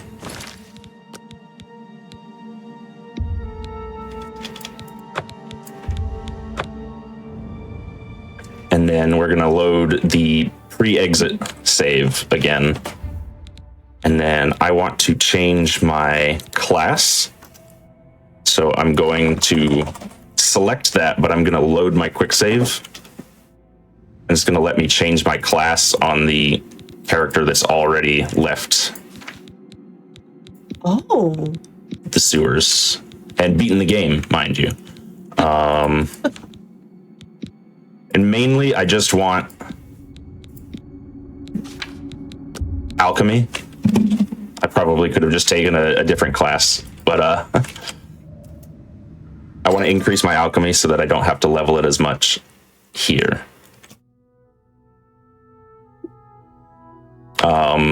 One very glitchy effect in this game is paralysis. And the easiest way that we can get that to apply to ourselves is to go to Leowin here, where the Mages Guild has some alchemy ingredients for us.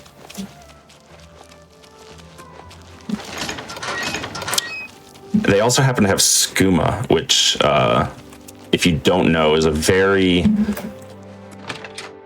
important item for runs in the original game. It's you can drink up to 4 or 8 of them. Makes you go really fast. Greed. Let me How does one find, like, especially a glitch that's so quick save and hard save heavy? Like, how do you find those? I've always been fascinated with those.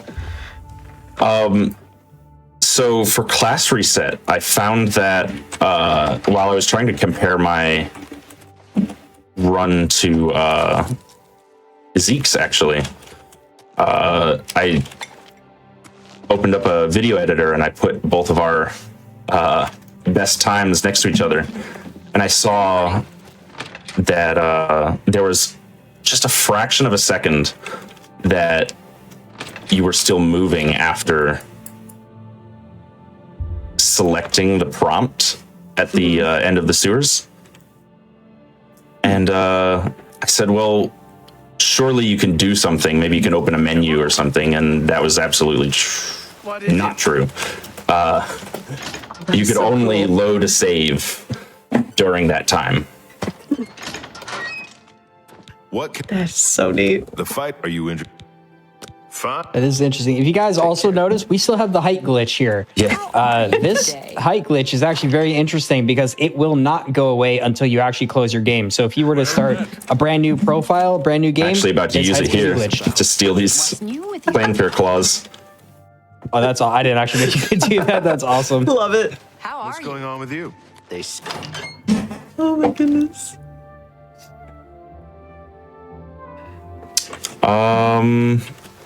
So we do just need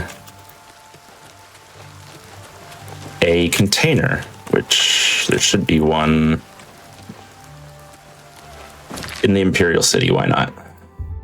I have no clue where there are any containers in Anvil. Yeah, I'm not sure either, actually. I know there's 1 or 2 along the wall where a beggar sleeps or something. But now we're gonna do the duplication glitch again.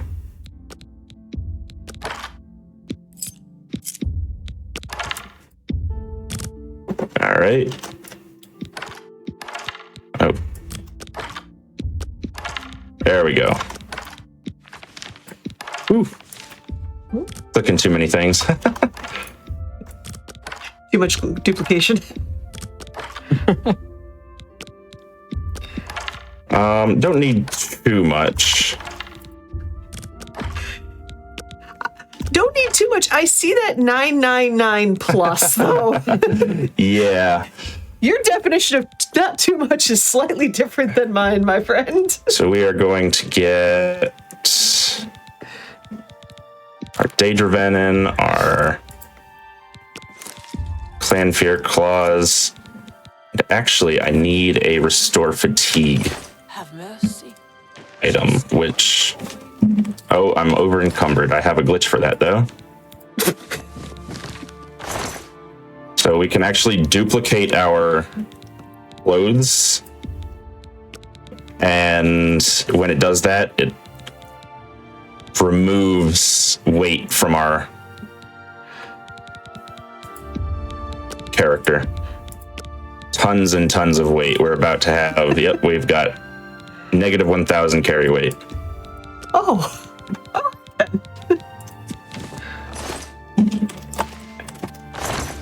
All right, just need...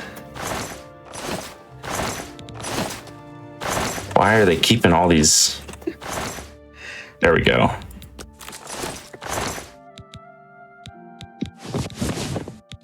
So we're doing that as a reminder to everybody.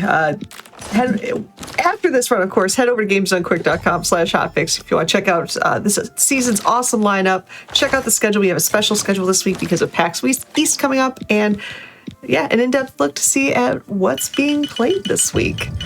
So definitely head on over to that.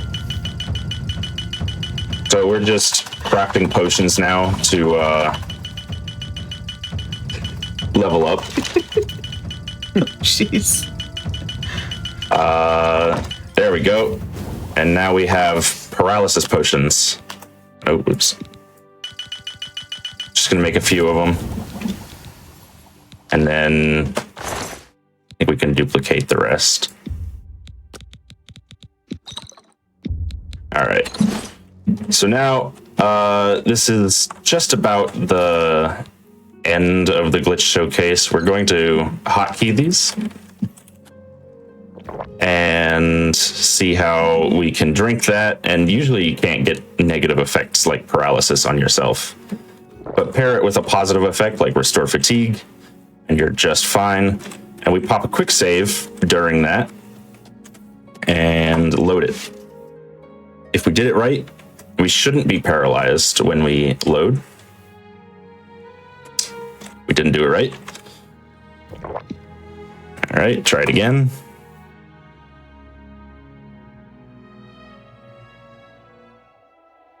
There we go. And now we were to come over this way. I believe it's over. That giant. Paralyze ourselves. What happened? Have we won? Nothing happens. Okay. My apologies. This glitch was discovered yesterday. Oh, no worries. Okay. Quick save again. Load it.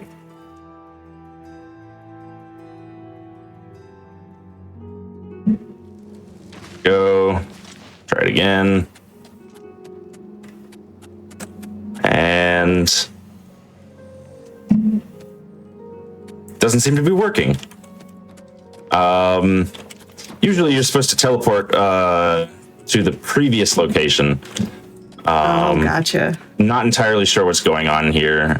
Maybe it's something about the glitch we don't quite understand yet. But It's still stunned at how fast you did the run earlier. there is one thing we can do with this that I think we should be able to with no problem. We just come over to a bench. It can be anything we can sit on. We activate it. It's a bit of a precise timing, but we activate the...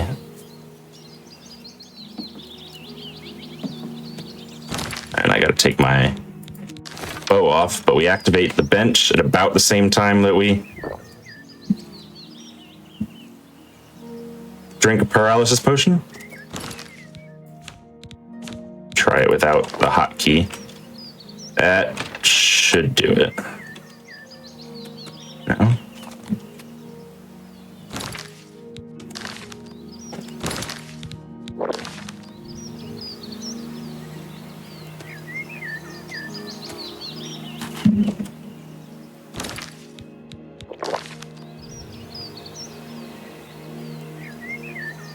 There we go. Oh. And we can just fly. I must go. My people need me. You can use this to access the Arcane University early. Usually that is entirely inaccessible. In the original game, you can just sort of clip in there. But now we can just fly over the gates. And even once you do that, the inside is locked until you beat the game.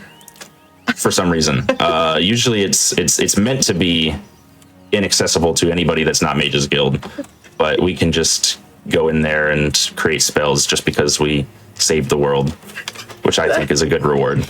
That is awesome. You have become the new dragon. Yeah. I love this so much. Oh my gosh. Well, thank you so much for this. The absolutely amazing any percent run and these super cool and funny glitches. I'm just picturing townfolk right now, just having a random day looking up at a man in what appears to be like a linen diaper, just flying menacingly over them. I am the 10th divine.